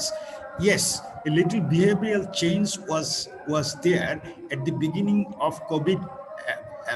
Beginning of COVID during the March, April, May, June in Bangladesh, because everybody were afraid of the COVID. So they were hesitant to, and they were, really afraid of their health and other things, So little behavioral change has been observed in those stages, primary stage of the COVID, but now they become, in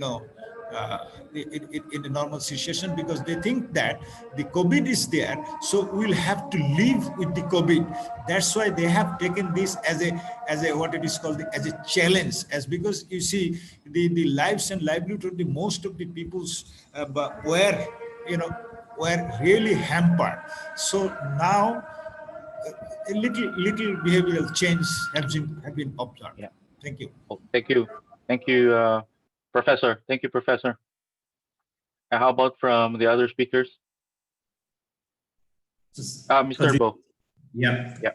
In terms of abundant, like I mentioned before, in our side in BPL, we never record the next of Asian open bill. But this year, we see more than 2,100 nests of Asian open bill here.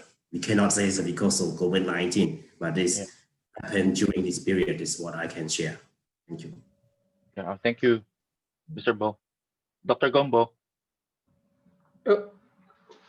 I don't know the wetland species, like terrestrial animals like brown bear and Siberian roe deer. Those are two species observed near the capital city areas just recently, because they are less the disturbances from human beings. So I don't know. I never seen any data and documents on the wetland species. Yeah. Okay.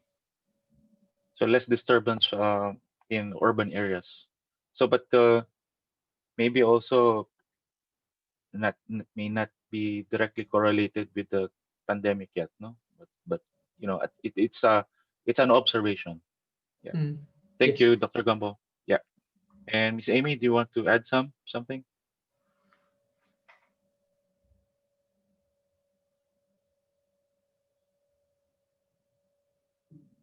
Wait, Miss Amy, please, your audio, please. Okay. Yeah. Okay, so I think what was observed at the Las Piñas Parañaque Wetland Park was there were more in terms of count. There were more this year, although I haven't really looked closely as to the number of species that they looked at. Thank you, Miss Amy. At least these are observations from the field staff themselves, and yeah, would like to once again thank all the speakers for session 1, Dr. Gombo, Mr. Bo, Miss Amy, and Dr. Shanawar. Thank you very much. Now we would like to move on to the second session. But the second session will be about the visions for the future on specific topics. So again, these topics were identified also in relation to the topics that will be included also in the Asian Wetland Symposium proper.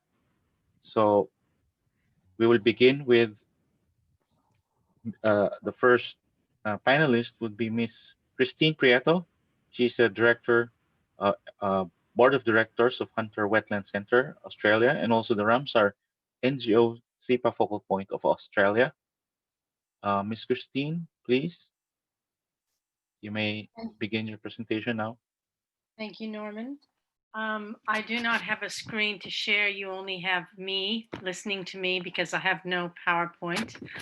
So I hope you enjoy that. And behind me, you will see my very important cabinets with all of my sewing supplies, which is what I do when I am not doing wetland things or out in my garden. I'm sewing. So everything is behind me. This is a very important room to me. I'm very honored to be present with you at the Pre-Asian Wetland Symposium.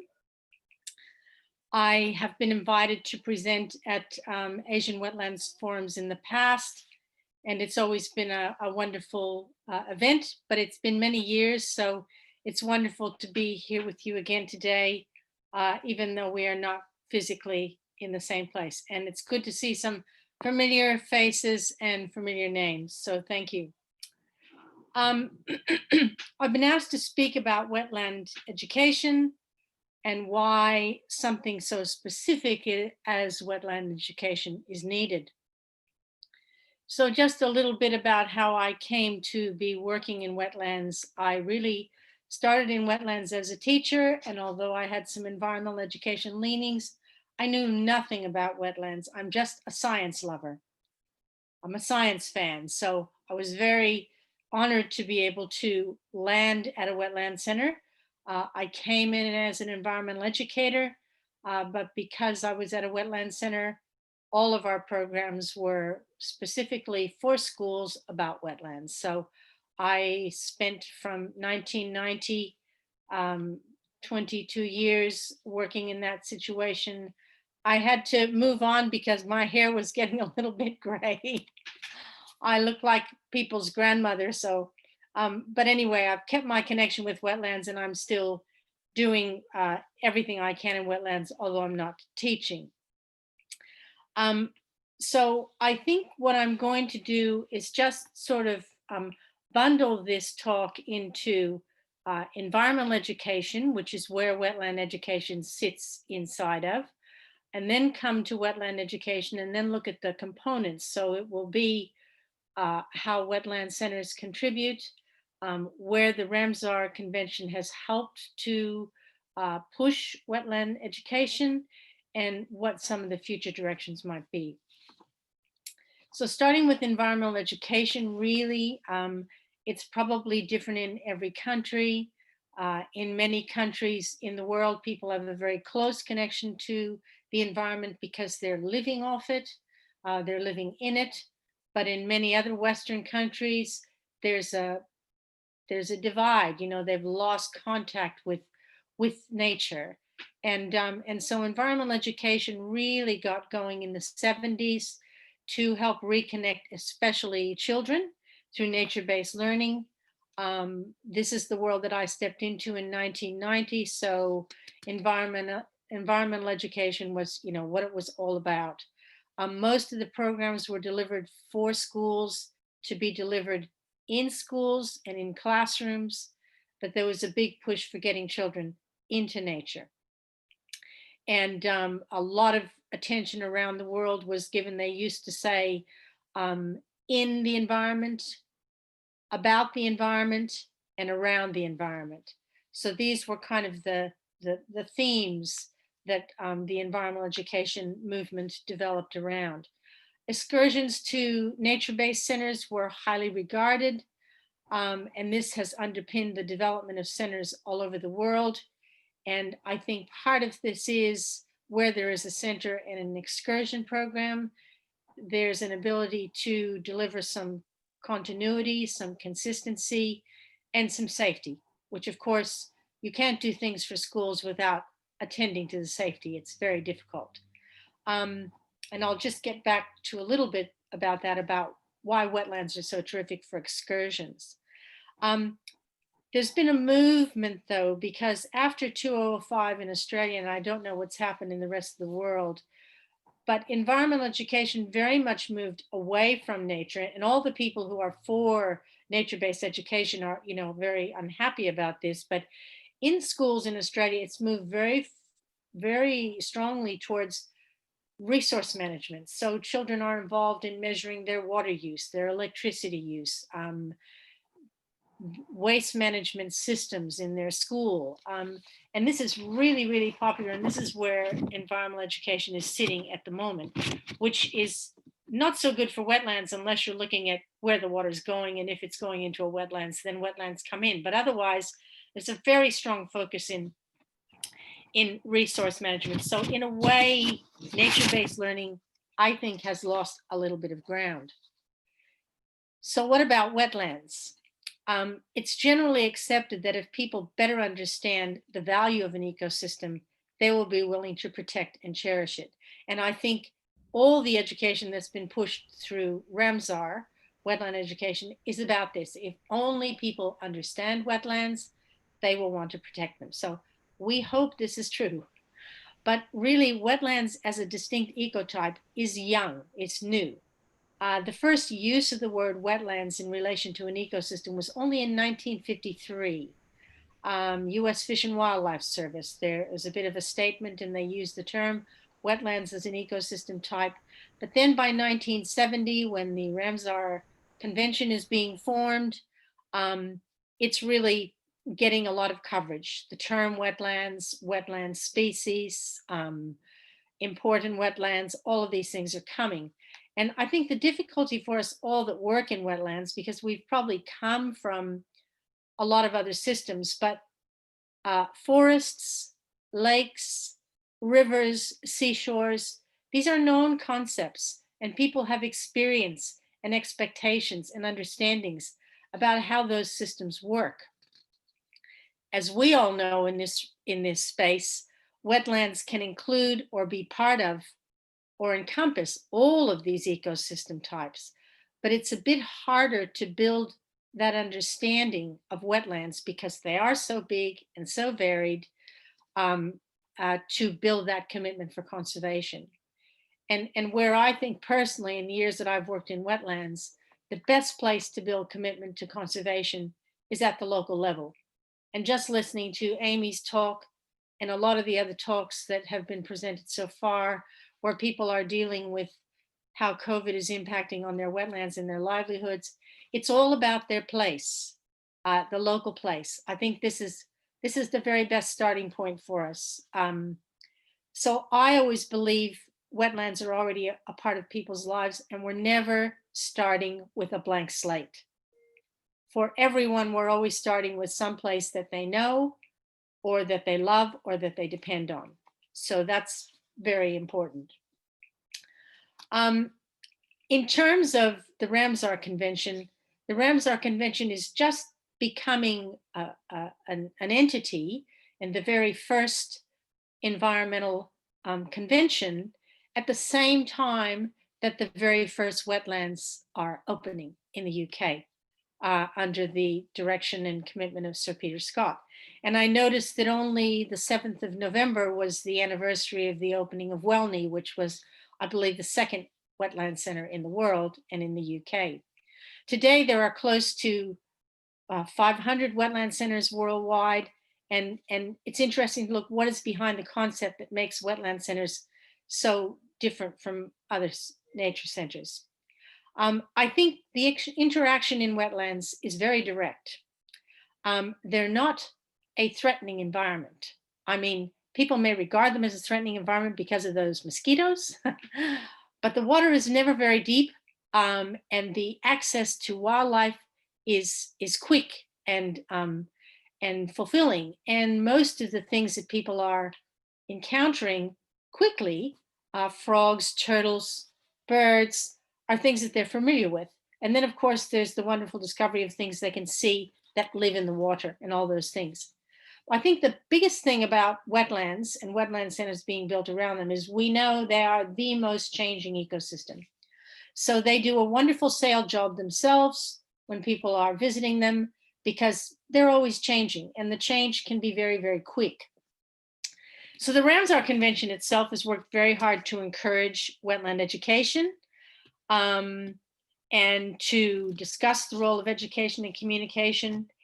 And so going back a little bit of quick history, a potted history, in COP3 in Regina, this was a long time ago, wetlands was on the agenda being talked about.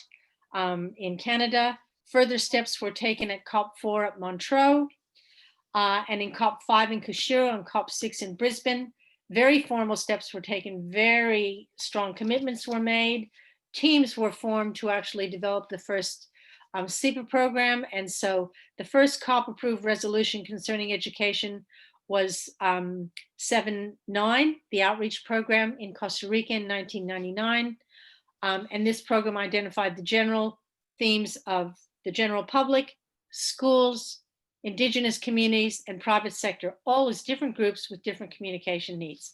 So those basic things are still in every SEPA program that has been developed. So we have had 831 out of Valencia.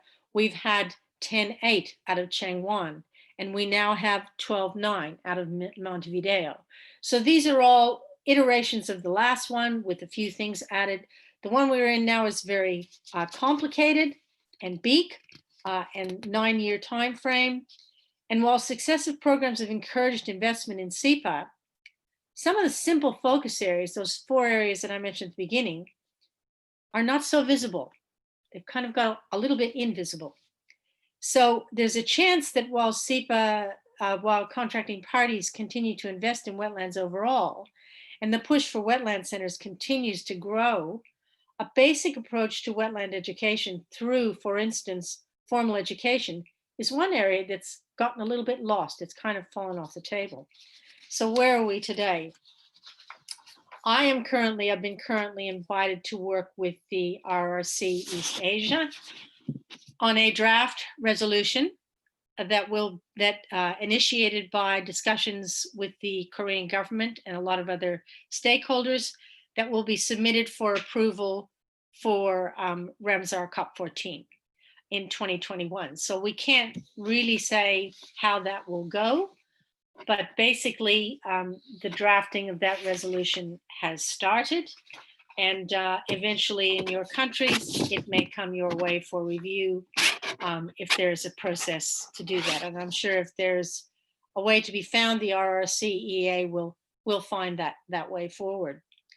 The DR is strongly focused on encouraging contracting parties to step back and review their approach to school-based wetland education and to identify strategies that will support increased learning opportunities in wetland education in schools and school-related programs, and increase opportunities for interaction on a whole lot of fronts. Now, we all know in our countries, education is delivered in many ways. Sometimes the authorities and the ownership for school curriculum design sits at different levels. So we cannot control exactly how this happens, but as is the way with Ramsar, they put out DRs that encourage and recommend and urge. We know all those words, those very important words that Ramsar uses, but it will be up to different contracting parties to find ways. Now, there are lots of wonderful things already happening. So through the DR and through an accompanying information paper, we hope to pick up some of those ideas from various countries that are happening. Examples where contracting parties have committed to education, and there are contracting parties that have very strong wetland themes in their school curriculums. We're hoping to showcase a number of other strategies for contracting parties to connect with the authorities that do manage education, for instance, through their national wetland committees. We will be looking for partnerships with wetland centers, where wetland centers do engage with schools, and there will be a lot of these where they provide specific site-based programs for schools, or go into the schools and take their programs there. And look training programs for wetland education teachers, a whole lot of developing countries that are maybe having their first experience with wetland centers, sometimes countries that have opened up a wetland center for the first time, all the things that they do are almost the best to look at because they're the basics. They are enthusiastic. It's the only one they've got, and they pour lots of things into it. So really, in developing this DR and the information paper that goes along with it, we're really hoping to capture a lot of things that are already going and inspire contracting parties to use some of those strategies, or to suggest things that possibly haven't been made the most of. Citizen science is an example of that. Twinning schools is another example where things might be happening already, but trying to capture all the things to maybe just reinvigorate contracting parties' commitment to investing in wetland education, giving it a little bit of a boost, and providing some inspiration and recommendations. So that's all I have to say. I hope that's I hope that Norman and Sue are happy with that, because I didn't send anything in advance of my talk. So thank you.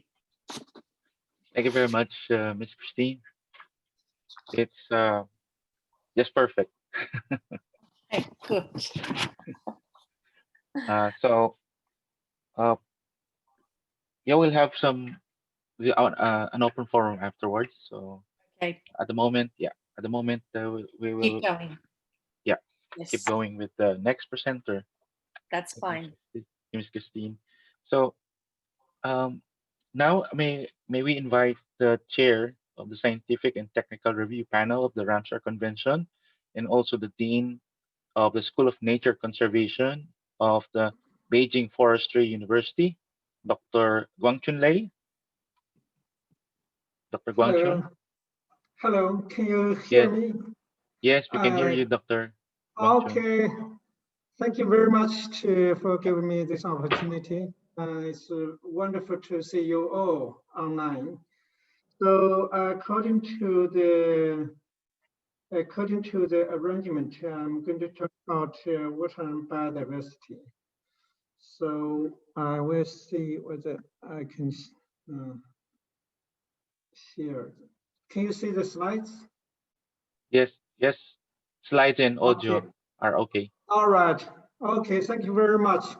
I think we have a wonderful presentation from Christian, and my presentation will also associate with water and education towards the end of this presentation. As we all know, the water and biodiversity has been the worst situation compared to other ecosystems. So according to WWF Living Planet Index, the freshwater ecosystem declined by 89% in the population trend. So this gives us an overall picture of water and biodiversity. STRP and the last session of the STRP actually provided us a wonderful actually reference book. It's Global Water and Outlook. I think in the very beginning, in the open session, the director of Ramsar Center Japan had a very good brief introduction on this, the results. I will just skip it. So in general, all the nature wetlands are declining, and the artificial wetlands are increasing. And coastal wetland has been always decreasing. From Richard Fuller's research group, so there was 2 stages. One stage from actually 1980s. The second stage from 1990s. We can see the trend of the reclamation. We lose the intertidal wetlands are quite similar. So on the other hand, we also have the agriculture, human input on the land. Actually, is the terrestrial ecosystem and the input into the wetland ecosystems. And on top of these 2 threatening effects, there's also climate change. So this makes our wetland biodiversity are the most threatened ecosystems. We can see from global wetland outlooks, many of the groups are threatened by at least 25%, some by 100%. And in terms of the areas, the tropics, near tropics areas are most threatened region in the world. So we have to ask here, what can we do? So there is some theory, should we set aside half of the planet for nature? Of course, we can do this, but it does not necessary to reach our objectives. I know in China, we have set aside 52% of the wetland into protection, but we are still losing species even. So many species are endangered. Population trends are not in a actually positive direction. And this is simply because our wetland ecosystems are very different from terrestrial ecosystems. We have the global linkages, either from the world regimes, from the river basins, or from the migratory water birds.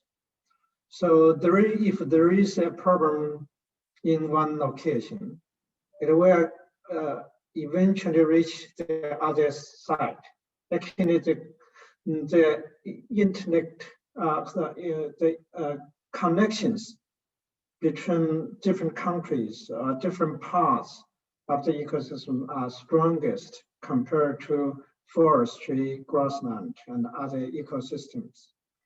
Therefore, it's not a simple approach just by putting more wetland into protections. So from the Ramsar Convention itself, up to now we have 2,410 Ramsar sites, which covers 250 million hectares. Globally, we have 21% of the wetland under protection. But if we have the gap analysis, we can find the major gaps in Asia, including Russian Far East, Southern America, maybe part of the North American areas.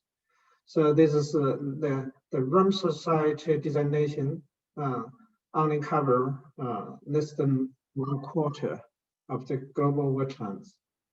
Of course, there are many other sites are under protection. We can see the Ramsar regional initiatives are taking a very positive initiative or positive directions. Currently, we have at least 15 active regional initiatives. So these regional initiatives are really taken from the ground. Actually, for instance, the East Asia, Australasia Flyway, it was an initiative actually from the World Summit on Sustainable Development as a Type 2 partnership. So this Type 2 partnership is come from really sustainable development from the local communities and to maximizing ecosystem services for future development, while biodiversity conservation can be reached. So there are so many Ramsar initiatives. This is what I see the most effective approaches for wetland biodiversity conservation. And recently, we also have the China Coast Wetland Conservation Strategies. Actually, this is from the World Conservation Congress in Jeju 2012, and as well as 2016. There were 2 resolutions call for the action for the conservation of the Yellow Sea. And this is not only within China, but also the range of countries in the East Asia, Australasia Flyway. So under these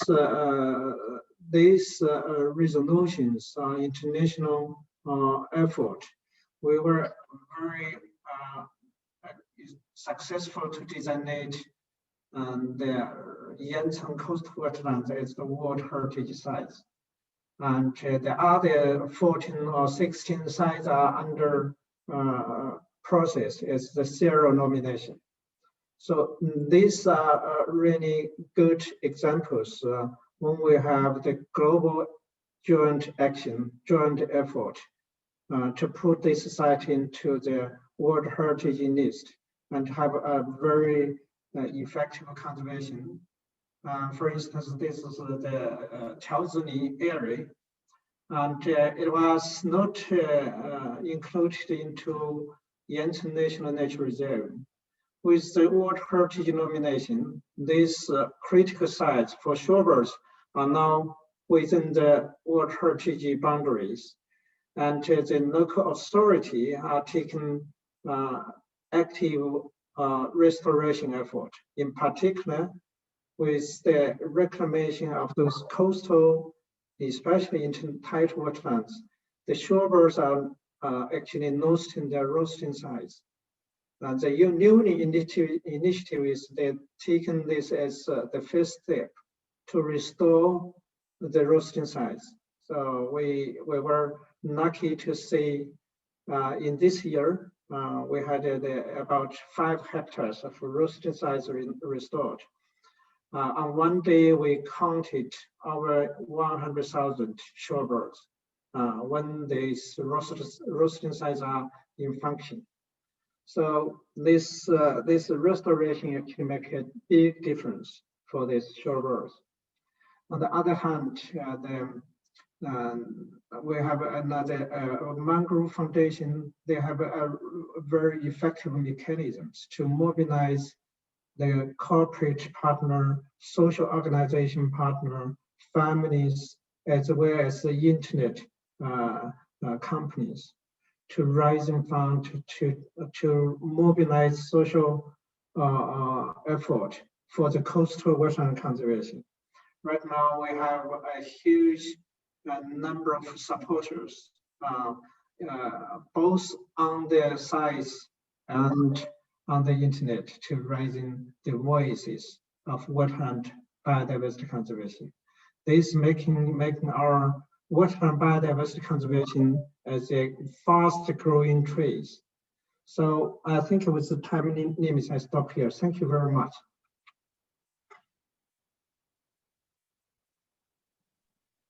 Thank you very much, Dr. Guangchun, for the very informative presentation. Yeah, we have observed, like based on your presentation, some downward trends in wetland biodiversity. But of course, we're hopeful for in the future that there will be some progress, especially with a lot of initiatives going on around the world. Thank you again, Dr. Guanchun, and we'll get back to you for if the participants have questions. At the moment, I would like to invite the wetland specialist of Ramsar Center, Japan, and also president of Nepal Wetland Society, Dr. Vishnu Bandari. Dr. Vishnu. Hello, namaste from Kathmandu. And we got a very clear picture of the impact of COVID-19 from Mongolia, the Philippines, Cambodia, and Bangladesh. Now I would like to focus my presentation on the impact of how can we deal with the impact of COVID-19 culturally. What are the cultural options, cultural strategy? That is the topic of my presentation. I would like to now share with my PowerPoint and okay. Now, with this thing, I would like to go with the, just a minute, give me a time, give me a second. Okay, all right. What's the problem? Yeah, F5. Okay, yeah, sure. From beginning, yeah. All right, I'm sorry, I lost it. So first of all, I would like to go directly with the topic. Stop sharing my ears. Now, what's the problem with this? Okay. Uh, yeah, Dr. Bandar, just press. All right. Yeah. Yeah. Okay. Now, thank you very much for giving me the permission. I didn't recognize it. So, what is the impact of COVID-19? First of all, touristic activities has gone at the zero level. No visitors, no food, no hotel, nothing. No library, no visitor center, no birding, no birding, no boating, nothing. That's why there is no movement of life and it has gone to zero. That is why we say that there is no TER, means no tourism, no education, and no research. No HORECA means no hospitality, no restaurant, and catering services. No MICE means no meeting, no incentives, no convention, and no exhibition, no homestay. That's why a lot of people have been laid off and there is no income. Situations are very terrible. So touristic activities around the wetlands is at the zero level or even below zero level. Second, there is a growing inequality in community. For example, there are vulnerable groups. They are the one who are most sufferer. So they are the most victims. And these vulnerable groups, when I say this word, that means single woman, lactating woman, widow, the sick, the elderly, the people living with disabilities, and poor people, marginalized people, geographically isolated people. They are the one. They are highly. They have high risk of COVID transmission, fatalities, livelihood, and violence. So that is why there is a tendency that these people, they are going to encroach their public land. Just for example, forest, this then wetlands, rivers, conservation area, sacred forest, you just name it, they are going there. And also there is some sort of illicit trade and wildlife poaching. We have been hearing from many people, many in the media, that there is a deadly encounter between the poachers and the security officers. This is a very serious situation. In many countries, there are, endangered animals have been killed. For example, in Nepal, one elephant was electrocuted. Three rhinos were shot dead, and even six musk deers were, kind of wild-tailed. So that's where it is poaching is also, going on, and it's a very dangerous way. And as well as I would like to also say that there is a kind of a gender equality. Gender equality means before the corona crisis, the women used to spend 4 hours per day for unpaid job. This is according to UN Women. And men used to spend only 1.7 hours a day. But after the corona crisis, these women, they have been kind of laid off, and their responsibility has increased. That means they have to take care of their elderly, and they have to take care of elderly sick people at home. So that way there is a sort of a gender inequality also going on this way. So this way there is a growing inequality or poverty gap, and there is a sort of tourism zero level at the at this time. The third one that I would like to share with you is the risk of gender-based violence. It's already in the screen. This is a very serious issue before COVID-19 and also COVID after the COVID-19. But I would like to share with you some of the data that is available from Nepal.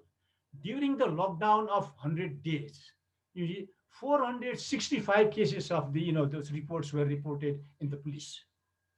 And they have a this hotline also. In the hotline, there is like a 10 minutes, every 10 minutes there is a call either from the victims or the survivor or the witnesses. So that way, gender-based violence also increasing, not only in Nepal, I think in throughout this country, throughout the region.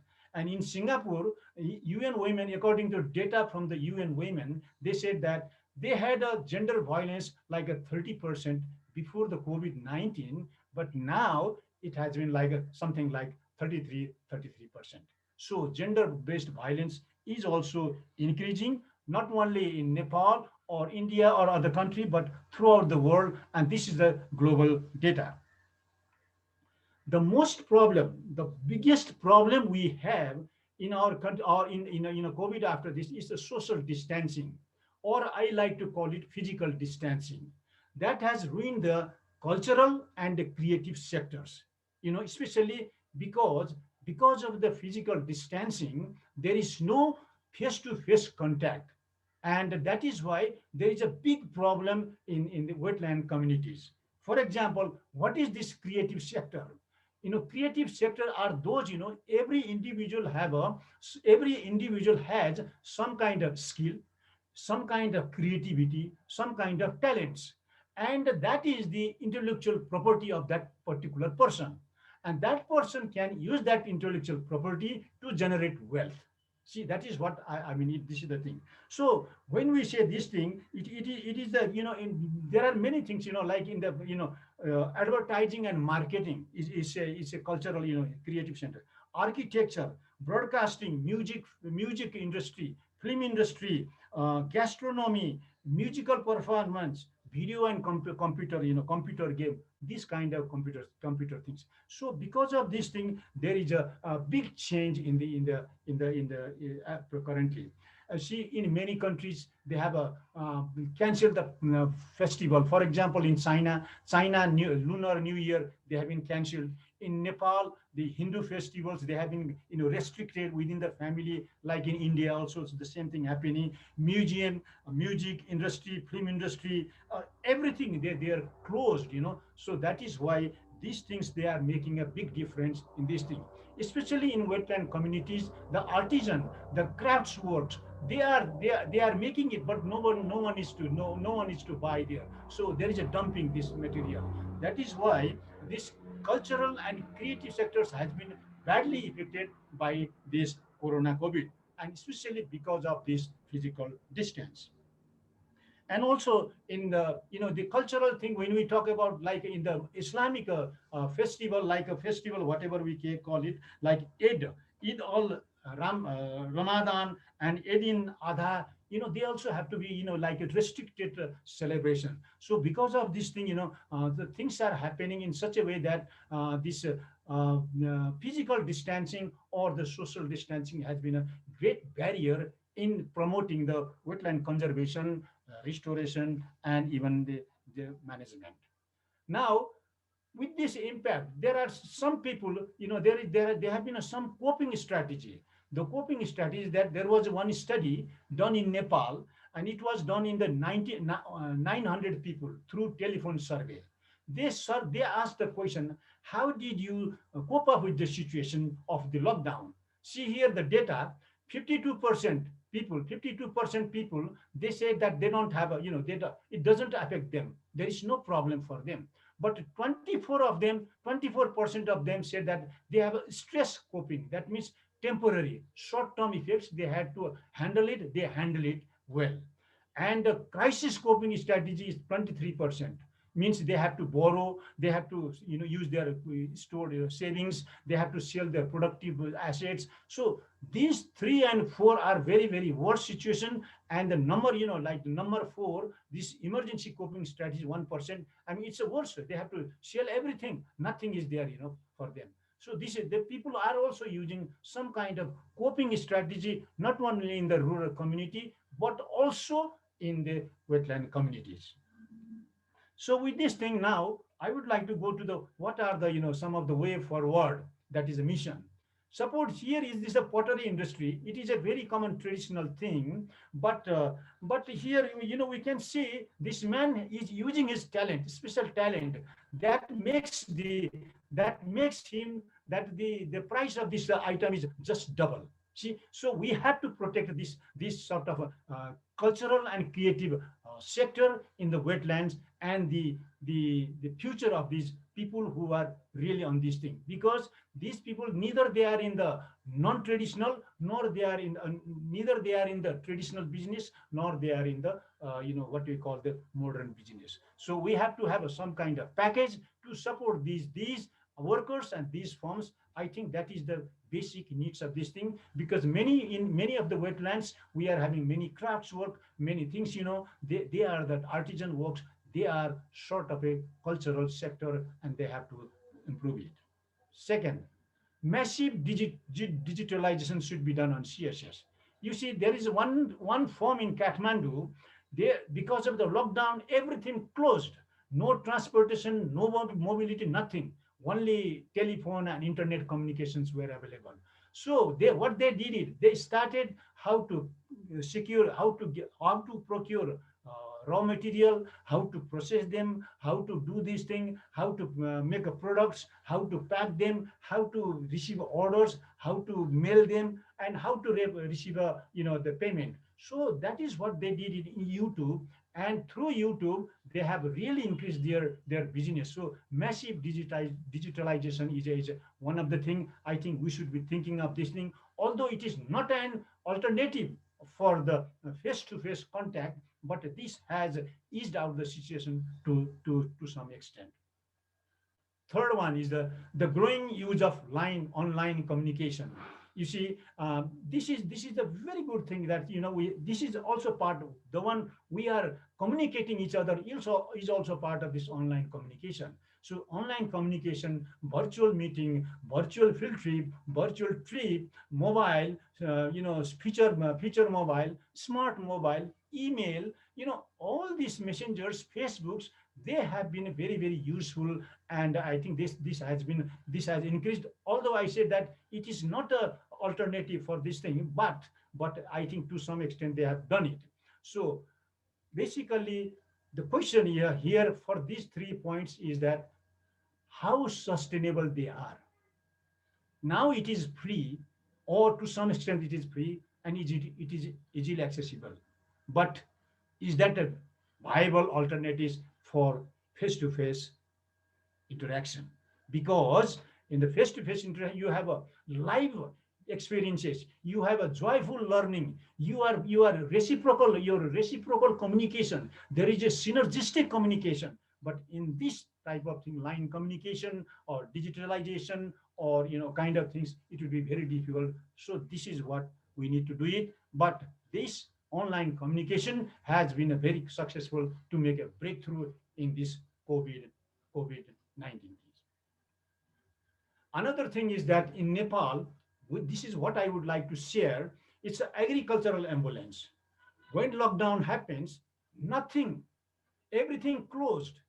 In the market, there is nothing. In the field, the vegetables are drying or they are rotting.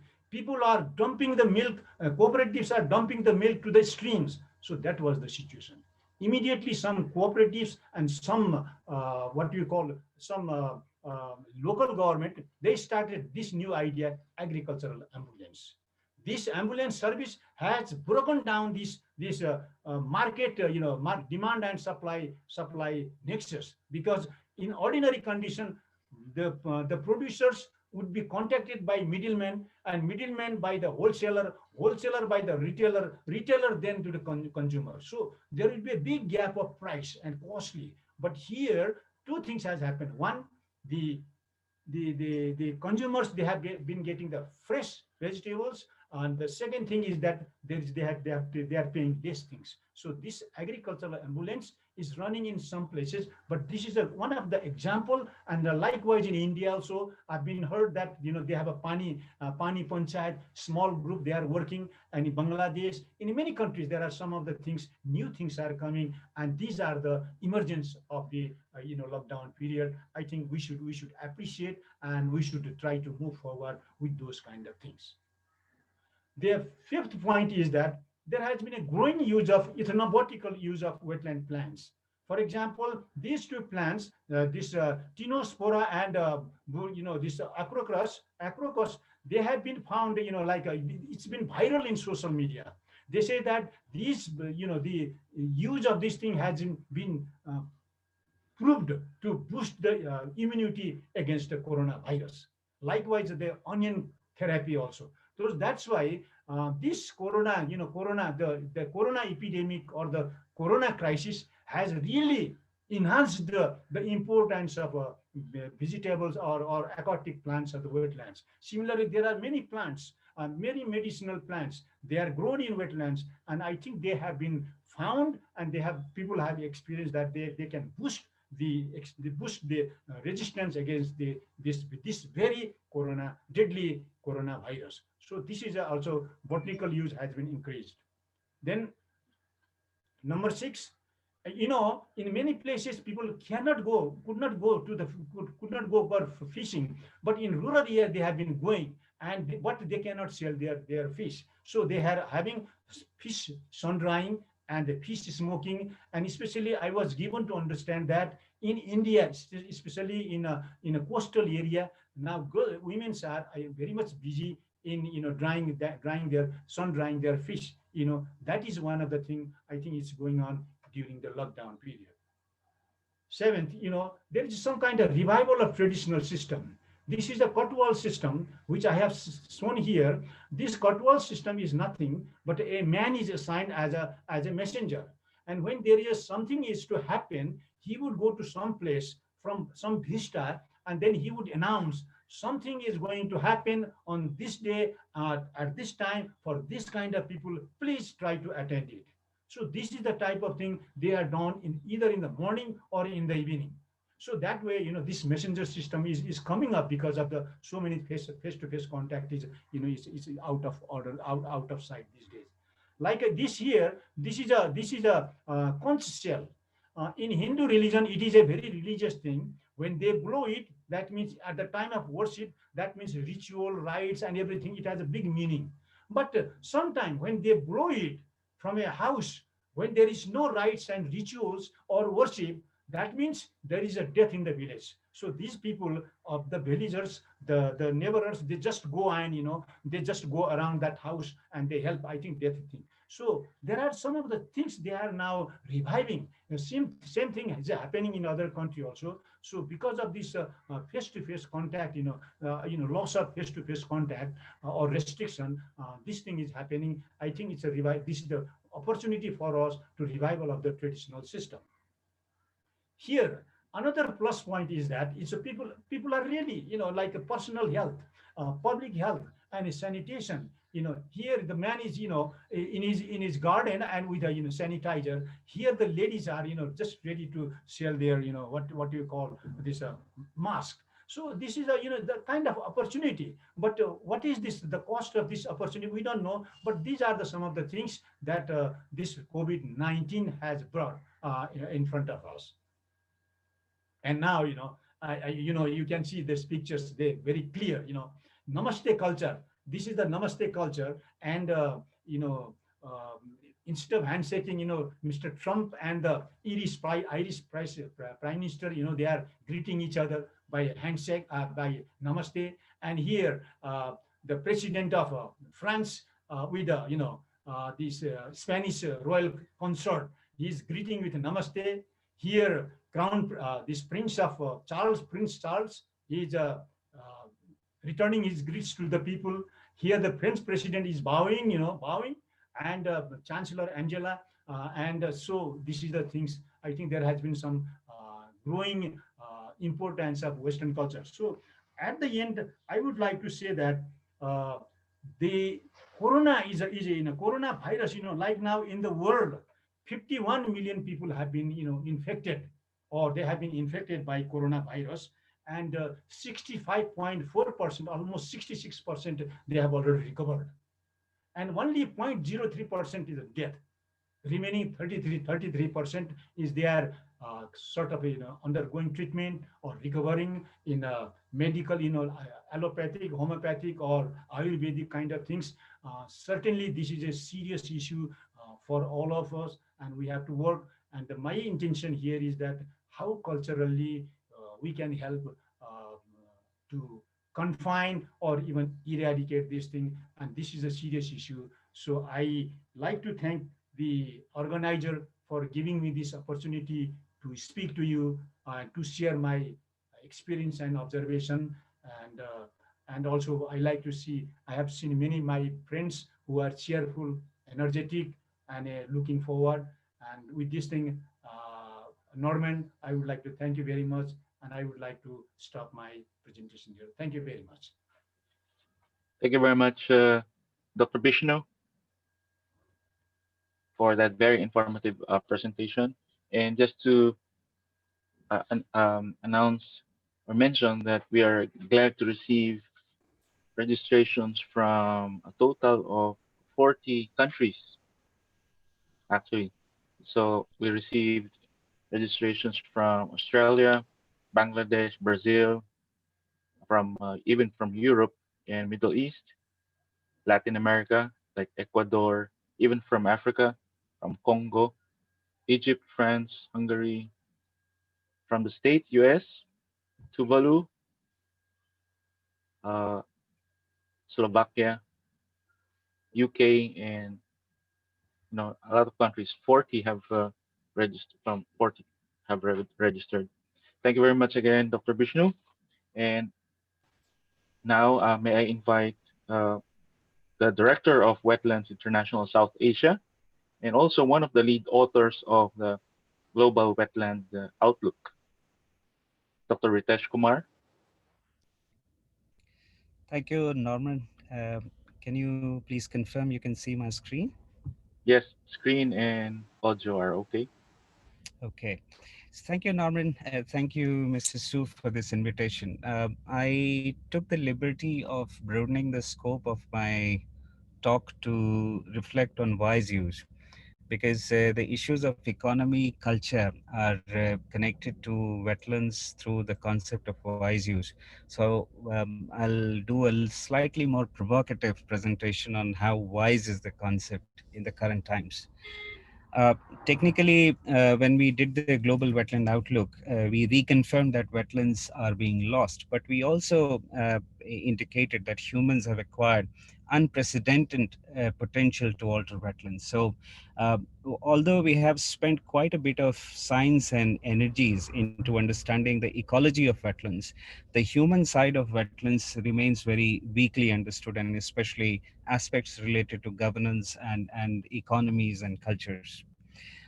Now, wise use, incidentally, is slightly moving away from the view of most of wetland fraternity. I don't see it's mentioned very much in journals these days, but let us remember that wise use came into existence much before the term sustainable development came in. So in 70s, you had all sorts of language around conservation, protection, preservation, and then wise use.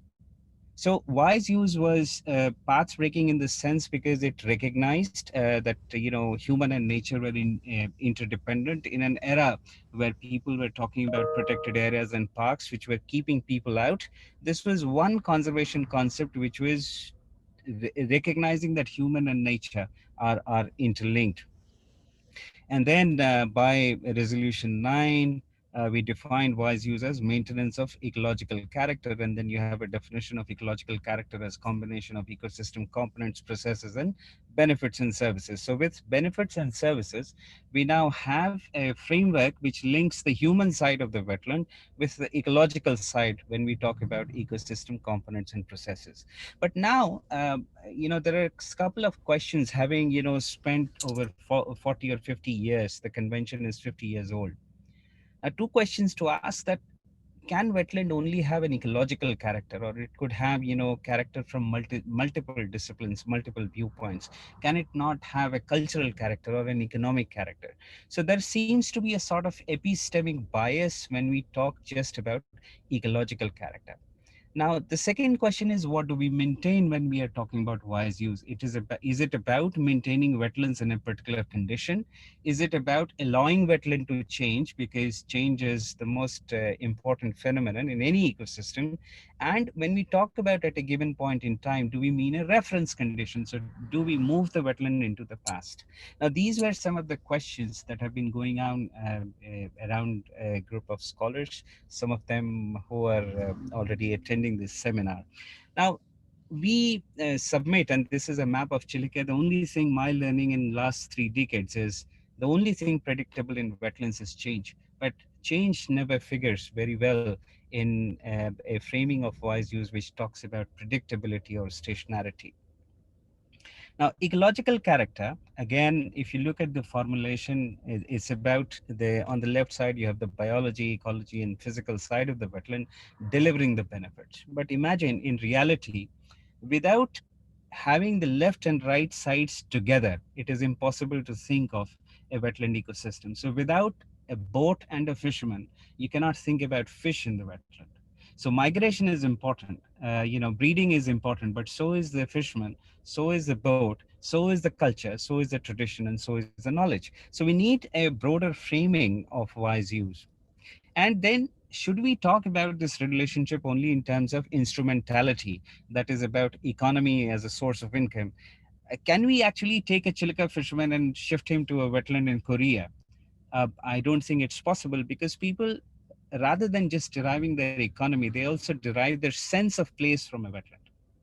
It is a relationship with the wetland which is expressed in culture, local traditions, their beliefs and norms, which are somewhere down the line in our own conceptualization of wise use, we fail to bring them into a coherent framework.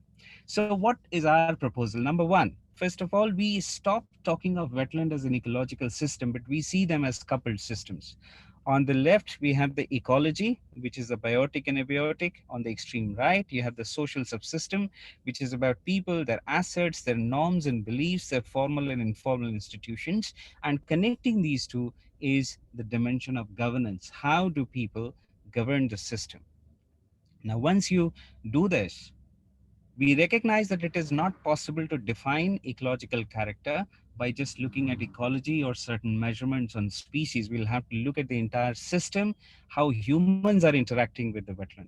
And then second thing is, change is likely to be unidirectional. For example, it is okay to say that a saline wetland might become fresh and saline in a cycle, but human systems rarely come back to the past. So if you look at a connected system of humans and nature, every day it will be a new system. You cannot restore to the past, because social systems don't go back.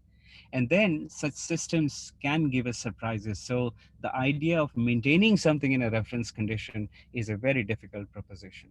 So our proposal is to look to accept that wetlands are going to change. They will continue to be in dynamism. What we should be bothered about is the boundaries, that they should not cross the threshold. So wise use in that sense, or maintenance of ecological character, is about maintaining the thresholds rather than arriving at a space. And within those thresholds, we can define a wise use operating space. Now, if the wetland system, for example, fisheries, any economy linkage, any cultural linkage, ensures that wetland is in a wise use operating space, I think our management is okay, our governance is okay. But moment the boundaries are being crossed in terms of species assemblages or even social conflicts, I think it is to be defined as unwise use of a wetland. So a couple of proposals, and again, we are discussing this at several fora. We drop the coinage ecology in terms of character and endorse a more holistic expression of wetland character. Second is, we look at wetlands as coupled social ecological system rather than an ecological system as well. Governance as the bridging.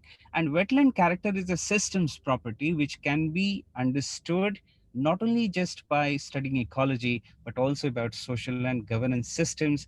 And finally, wise use, or even for that matter, culture and economies, should be assessed from their capability of keeping the system in a safe operating space.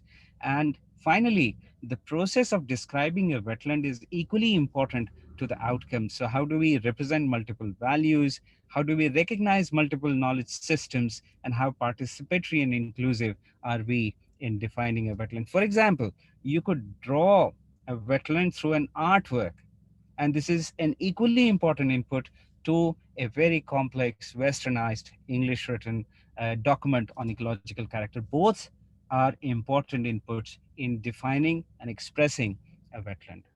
And finally, so some implications that studying a wetland in its parts is not going to be sufficient in describing a sociological system. We have to study the system in its full embodiment, and the character is acquired in a context. Historical politics are equally important. We also have to talk about how these systems interact, how the values are held. They can be expressed in multiple ways. It could be text, it could be a systems diagram, it could even be a painting, and it should allow integration of epistemological diversity. We are going to shortly publish this proposal and discuss this at the 50th anniversary of Ramsar. Wise use to us is one of the most potent concepts that Ramsar Convention has given to the society at large. Unfortunately, we see that concept being lost, and the value, the beauty of this concept being lost, partly because we have failed to keep up with the new systems thinking that has moved on in several other sectors of conservation. So Norman, that is what I had to present. I hope this all makes sense. Of Thank course, you so thank you. much, Norman. Thank you very much, Dr. Ritesh, and really you have broadened the scope of your presentation, and it's good to like remind people about the concept of wise use. As you said, um, uh, people would like to be reminded also. Um, and also, your recommendation on the many ways to express wetland change. That's a very good example.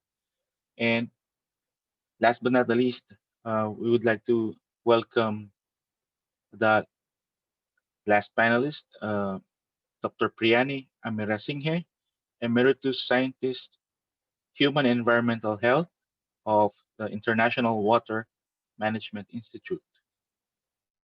Priyani? Thank you very much, Norman, for those kind words. I would now like to start my presentation. Let me know whether you can see it. Dr. Priyani, yeah. Is it coming up? Yes, and please. Okay, 1 minute. I think I need to put it in full screen. So good afternoon to everybody. And thank you very much again, Mr. Su, Norman, for inviting me to speak at this symposium. The topic that I have been given is human well-being and wetland ecosystems, research and policies.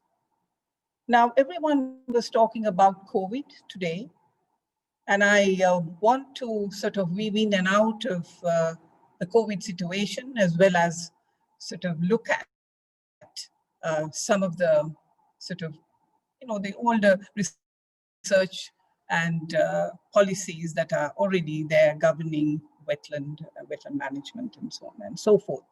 So I would touch upon some of the global assessments. Is someone moving my presentation? Sorry, it seems to be moving on its own. Look at human well-being and wetland ecosystems. Look at some of the terminology that's in use. And then, of course, look at research and policy needs. Now, I want to dwell a little bit on this diagram that you see. When you talk of wetlands, a lot of people think sort of their individual ecosystems, but this shows how wetlands are so interconnected through the hydrological cycle.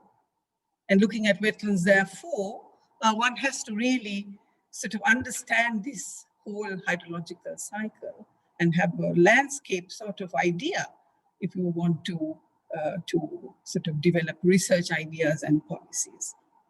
Now, coming to COVID-19, one of the questions that I want to pose is because I used to see a lot of news articles saying, okay, restricted mobility, so therefore a lot of things can take place.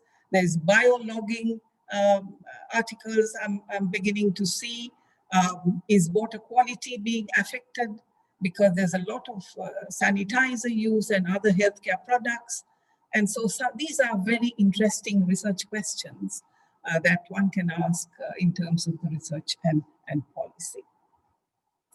So in order to do that, it's a very broad topic. So what is human well-being? I think this is a question people keep asking. What is human well-being? I think it's everything together that helps people to live happily, healthy, and so on and so forth. So therefore, Costanza kind of drew this diagram looking at the social capital, built capital, human capital, and then the natural capital. And wetlands are part of the natural capital. So for the well-being, therefore, you need to have the interaction of all these. And I think a lot of people forget this. I think Ritesh a little while ago was just talking about, it's not only about the ecology, but what about the sociological character of wetlands? So talking of well-being, I think one has to have this very transdisciplinary perspective to really understand, to bring about wetland management and how people will interact with wetlands. Now here I would like to bring in the Ramsar Convention, because Ramsar Convention is collecting a lot of information and also providing a lot of information for research and policy. And to date, we know that the calculations tell us the global wetland extent is about 1,280 million hectares, and only sort of so few has been still documented. So there's a great need, if we are to really understand the human well-being, then we need to sort of explore more and have research on this area. Now, this is the Millennium Ecosystem Assessment the table. Everybody has seen this, talking of human well-being.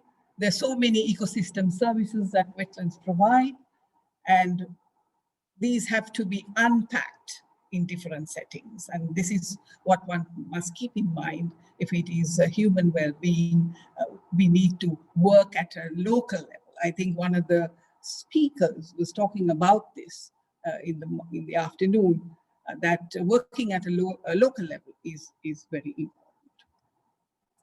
Now, this is about wetland loss. And I'm sorry, my presentation is acting up. So I'll try to sort of not distract you all, is keep flipping wetland loss. Now, in terms of COVID-19, there's a very interesting research question to ask. Is this wetland loss being halted or slowed down, shall we say? Because there's mobility has been restricted. Perhaps development is slowing down. I mean, these are just sort of thoughts and ideas for people to entertain. And on the other hand, if water is a big issue because of COVID, is there a negative impact on the water resources related to wetlands? So these slides, the graphs are from Davidson's paper. And this kind of study can be thought of in terms of research. I thought that would be very interesting. Now, again, talking of reduced mobility of people and needing more of water resources, what about the value of wetlands? There are lots of numbers that have been generated globally.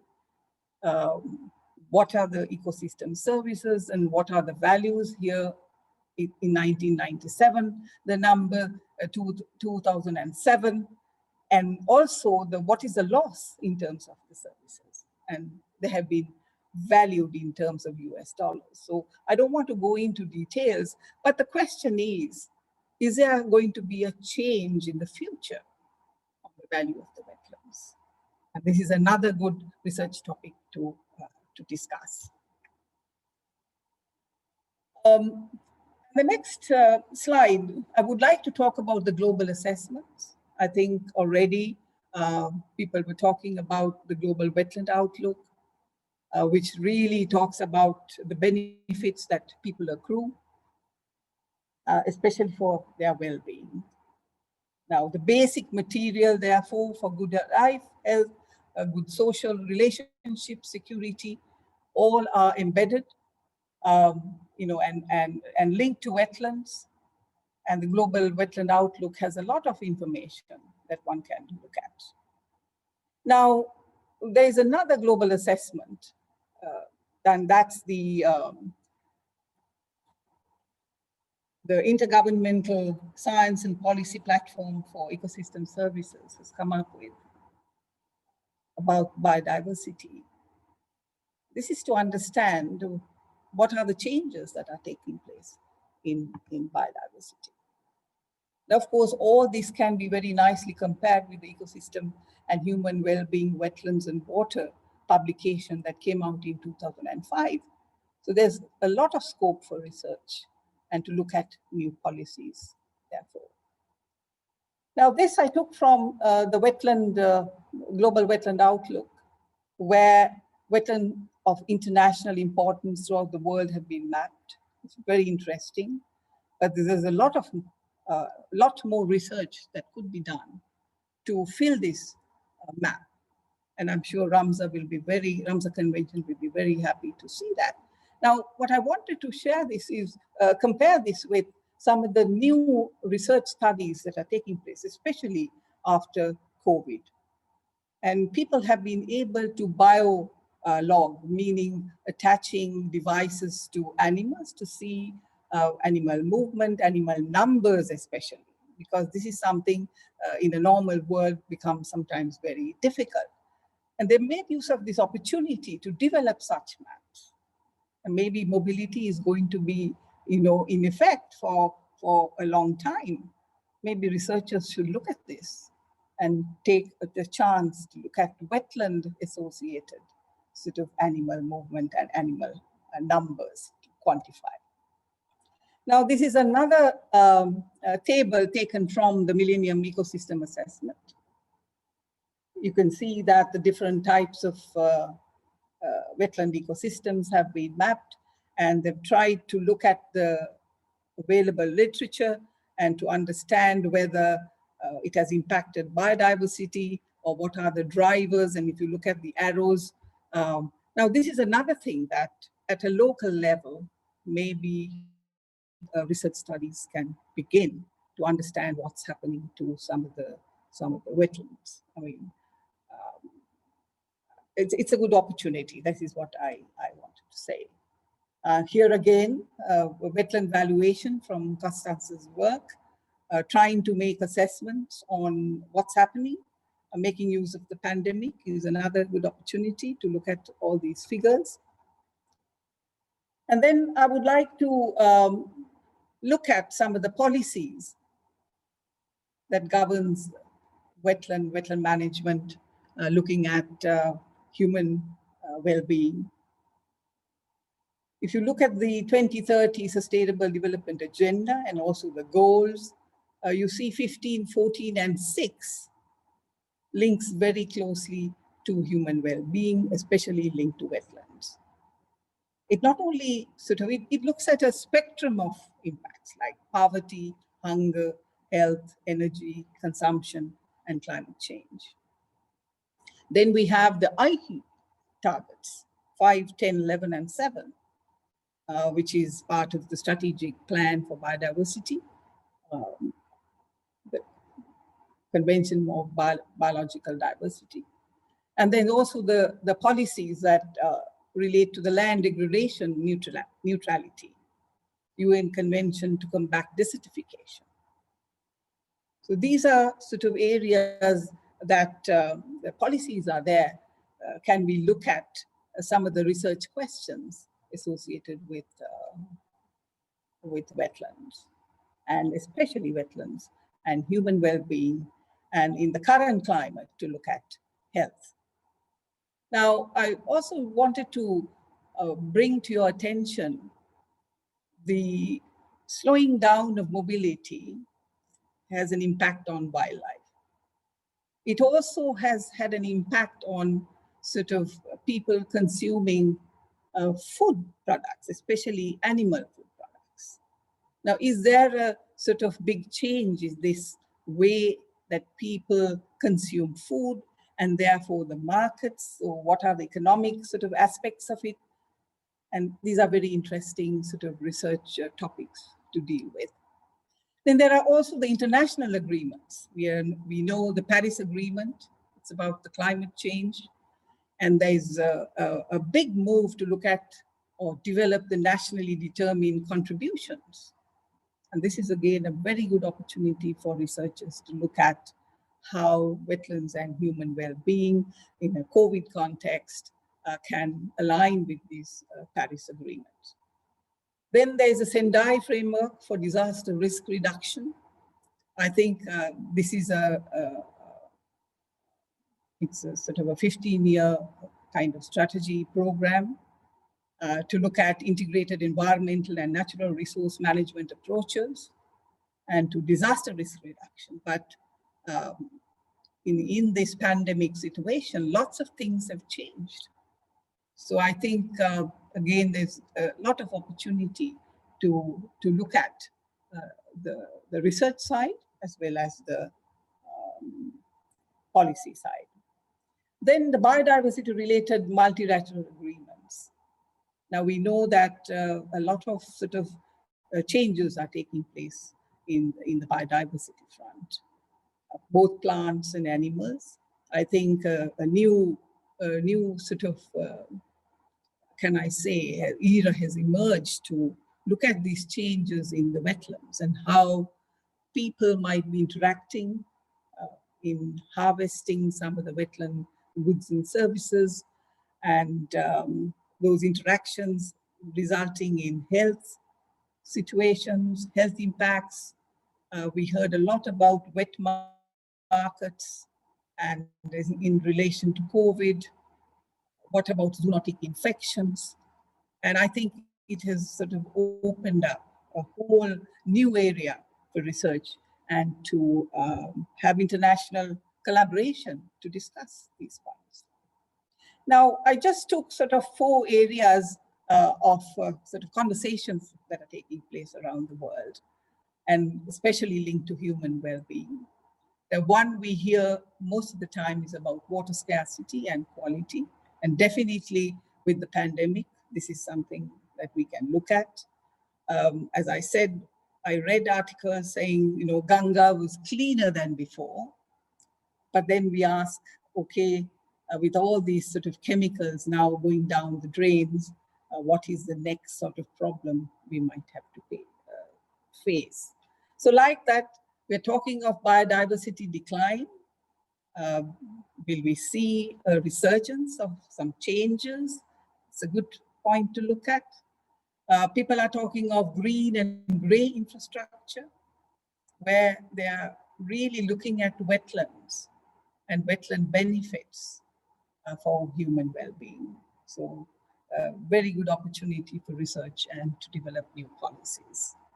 Then climate change and land degradation. I think this will continue to happen, and development will also impact this conversation. And again, to see in a landscape, you know, what happens to wetland, and therefore what happens to human well-being is something to think about. I think this is my last slide for people to sort of sit and think in terms of wetlands, where are the research and policy needs are. I think when I sit with a lot of scientists and government stakeholders, the first question they ask is, okay, have we inventorized, or is there an inventory, and are the boundaries marked? I think so. This is an area of research to consider. A lot of places you find wetlands. We know perhaps animals and plants, but the real ecological character the sociological character, I think Ritesh was talking about this over the wise use. I think this is very much an area that people need to look at. Biodiversity assessments, because it's a dynamic setting to understand species richness. I mean, these types of studies can happen locally, it can happen regionally, and it can happen globally as well. So water quality trends, landscape studies, national, regional, international level stakeholder platforms, I think, for discussions, citizen science activities, especially to have inclusive communities, especially youth and women. I think capacity building becomes a very important aspect in research. And this is something that we should be looking at. And tools, the digital innovations. What are these innovations that we can bring to really understand wetlands and human health and human well-being? Human well-being, as I said, is a very broad topic. We need to unpack it and really see how some of these digital innovations can help us do that. Then policies and legal instruments, I think some of them must be very old in some countries. They need recasting perhaps with new information, and new ones will have to be formulated. And then of course, at a global level, regional level, and local level, continue to talk about wetland management strategies. And I think Ritesh gave us a very provocative way of looking at that. And with that, I hope I have been able to cover the topic that was given to me by Sue and Mr. Sue and Norman. And I hope the listeners can take away a few messages from what I have to say. Thank you very much indeed. Thank you very much, Dr. Priani. And indeed, when you talk about research and policies is quite broad. So, we have covered a lot. Thank you very much. So now we will have a short open forum due to time constraints. Would like to welcome the participants to, if you have any questions or comments, you can raise these through the chat.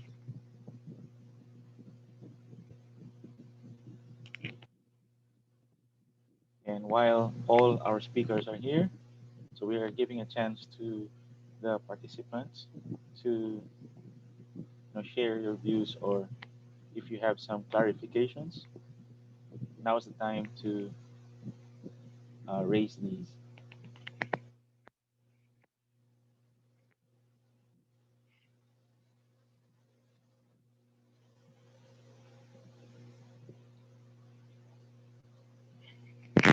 Just an announcement also that all the presentations will be made accessible for download. We'll share with you all, the presentations as well as the video recording of this webinar, so you can review or look back on some topics that you may have missed. So do we have questions from the floor? So we're not receiving any. If that's the case, maybe we can already, or maybe Mr. Sa, or from colleagues, maybe you have something to share. Not much. Everything went well. And thank you very much for your cooperation. So now we need to give the microphone to Dr. Padnak. Yeah, thank you, Mr. Sa. So before we end session 2, I would just like to give a round of applause to all speakers. In any case, yeah,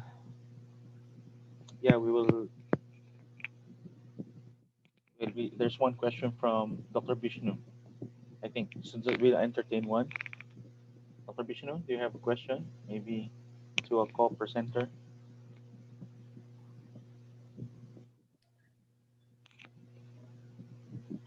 Can you hear me, Norman?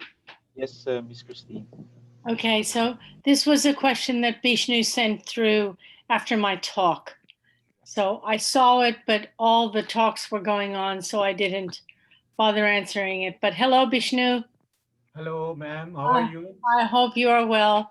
So his question was about contracting parties, and that in Ramsar, there are many resolutions that come through, and contracting parties may say, yes, we approve, but they do nothing. So I can see him shaking his head and smiling, and yes, we know this is all a problem. So in terms of trying to, I guess, trying to inspire contracting parties, I think this is an issue. This is a challenge, we know. And I think what we'd be trying to do is get a small cohort of contracting parties that are willing to support the DR and to share what they have done in their countries. That's the second thing. But I think the third thing is to just, now I've almost forgotten what the third thing is, but I think the main thing is we know Ramsar is slowing down. I hope there's no one here official from Ramsar, but we know it's slowing down. Draft resolutions are getting more difficult. They're less targeted, but I think this one in particular is very targeted to focus on education, which is relevant to every country.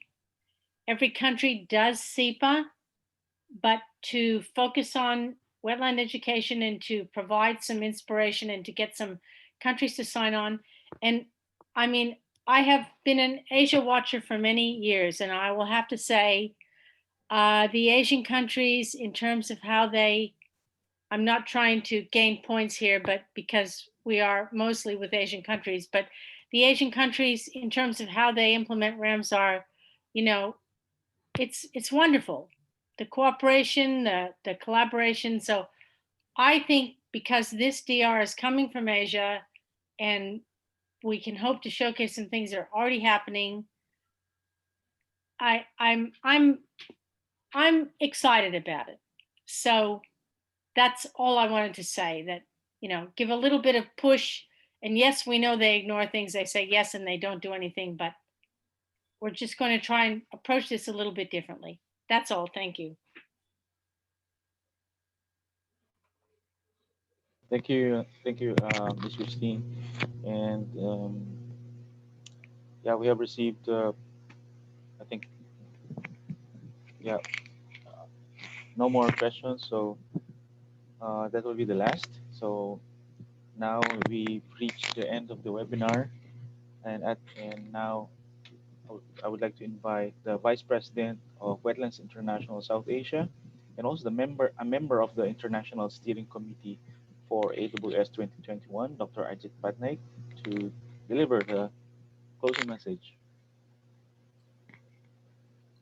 Thank you, Norman. Can you hear me? Yes. Okay, great. Right. At the outset, I would like to congratulate RRC-EA, Dr. Su, Norman, and all his colleagues for organizing such an wonderful, kind of pre-AWS 2021 webinar. After listening to a series of enlightening and stimulating presentation, which gave us a lot of food for thought and kind of right, and also kind of action point or call to actions. I think this is a great opportunity for us, all the participants who participated in this webinar, and it's really kind of again, I would like to thank the organizer for choosing such pretty relevant topic, which is really kind of talked world over. I believe all of us, if we start imagining, I mean, this unprecedented event, I think this is perhaps has happened to all of us. This is a lifetime experience, which is unprecedented in all respect. I think it's really, if you see the type of disruption which a simple virus has caused, and it's a pretty simple virus. I think it's the RNA virus, as the biologist must be knowing, as a single-stranded RNA virus. And it's again a zoonotic. I think it needs a intermediate host to infect human being. And till now, kind of, we're not pretty sure whether it's through the pangolin or through snakes. So let's leave aside that part. So now, kind of, if we see the disruption which is that it has caused to the global and local national economies, and also that disruption to the, in form of completely, there's the to the communication and to the even the education, livelihood, food and food security, as well as, of course, tourism comes as a part of it. So it's beyond imagination. So when we connect it to the wetland, I was just trying to joining the dots which emerged through this present series of wonderful presentations. If we see the scale of disruption, like say in India, about 200 million people commute by using Indian rail every day. And it's going to be almost, say, more than 7 months, this totally stopped. The service is totally stopped. So we're also talking about the, kind of connectivity. The most of the international flights are also, kind of no more in operation since from last so many months, and it's almost going to be a year. So now, if you try to see the inconvenience and the, kind of the misery which is brought to the, people, I'll just like to, kind of put before you that the human being, as a human being, we normally see that in this age we want to, kind of our supremacy over all the organism or the biodiversity. I think it is a great message from this virus that yes, it's not true. I think, see, for 1 year, the whole world is struggling against one simple virus, and, kind of, we are helpless. So that itself, kind of gives a very strong message that no, you are not the monarch of this universe. You have to be, kind of very careful. And this human-centric worldview need to be changed to ecocentric worldview. I think you have to understand that yes, there are other organism who has got legitimate, kind of right to live in this universe. So you can't conquer everybody. So now I was just trying to think of because kind of half of my professional life I spent with the community around the wetland. What is real impact on these people, the wetland and community, if you see, and here, I mean, our topic is wetland and human well-being. So here, see, this is really, kind of the people who live as such, particularly from this region, Asiatic region, I would say that there is crippling poverty, and whether COVID or no COVID, I mean, before that, they lack completely, I mean, the good health facility, like good education facility, and also there's also talked about the degradation of the land, I think, which they depend for making a livelihood and for their food security. So this disruption has really, kind of completely shattered their livelihood and food security, and they're struggling. We saw that from all the presentation that people have resorted to some of the very uncommon practices which are not sustainable, they know, and rather they're destructive. Like from Cambodia, we found that people had resorted to poisoning, hunting, then burning of the, kind of reeds. So these are something which is under compelling situation. This has happened. So we don't know how long it would take to again, kind of restore these livelihood opportunities, and when the ecotourism will come back so that they get the alternate livelihood, which I've been talking about. And I'll just like to, kind of go to Christine's, kind of I always, kind of see a great value of this education. And RCJ initiated a very wonderful initiative, that is the Kodomo, the involving the youth. And if you see the first generation, I mean, when we took them to the Ramsar COP, and now they are these young people, they have grown to very responsible citizen. And when I meet them, I find that some of them are really, kind of very responsible executive. Some of them are professor, but their perspective about the wetland and their perspective about the not only wetland, but about the ecosystem and their nature, it's completely different. That gives, kind of a great belief, and we start believing that yes, this is a wonderful kind of initiative and very good kind of investment. I mean, to bring the young people to the gamut. I think it's well said that we have not inherited this planet, rather we have borrowed it from our offsprings. So this is again a time to kind of see that these young minds who have great kind of comprehensive, and they've got great kind of capacity to think. And so the seeds which are sown kind of are planted but during the first generation Kodomo, I think they are just, we are getting the this crop output we are getting. So I think the greatest, kind of learning, but that we derived from this initiative is that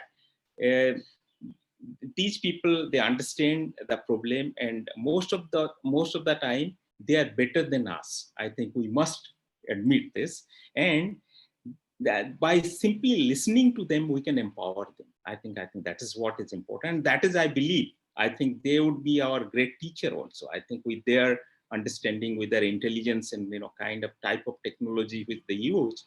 So why I'm telling you this thing, they are better placed to kind of do much better for the conservation than us. I think at least when the people in different field, starting from a multinational company, their CEO, I mean, they are their executive, the responsible executive who can think much better for the CSR, how these conservation can be linked.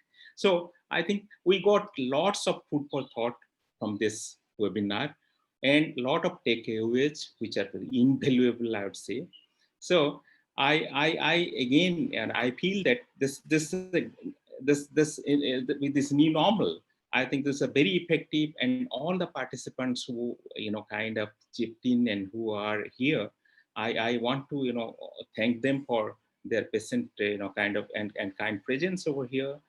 And so what we actually I could realize that kind of the conservation is not for the survival of these people, rather kind of when they have got, many times we think that these people are uneducated and they don't understand what is, as Ritesh mentioned, ecological character, but they understand what is the wetland system. I think that they understand. I think many times what happens when there's a distress condition, they go for the destructive practices, but they become conservationists when kind of they think, they find that the system is paying back them, and they understand it well because they have lived or they have been kind of they're observing this ecosystem for the lifetime, for maybe thousands years. So that's why what I would say, that we have to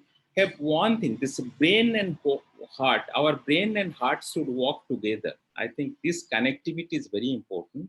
Then I believe we can really this sort of dialogue or emotional dialogue which can signal between our heart and the brain can really kind of bring in the change. And I again thank the organizer before I conclude for this wonderful, kind of webinar. And I believe it would go a long way as a precursor for the AWS. So thank you very much for your kind patience and hearing me. Thank you. Thank you. Thank you very much, Dr. Ajit. And thank you very much to all. And we hope to see you again next year at the AWS 2021. Thank you very much. Goodbye, all, everyone.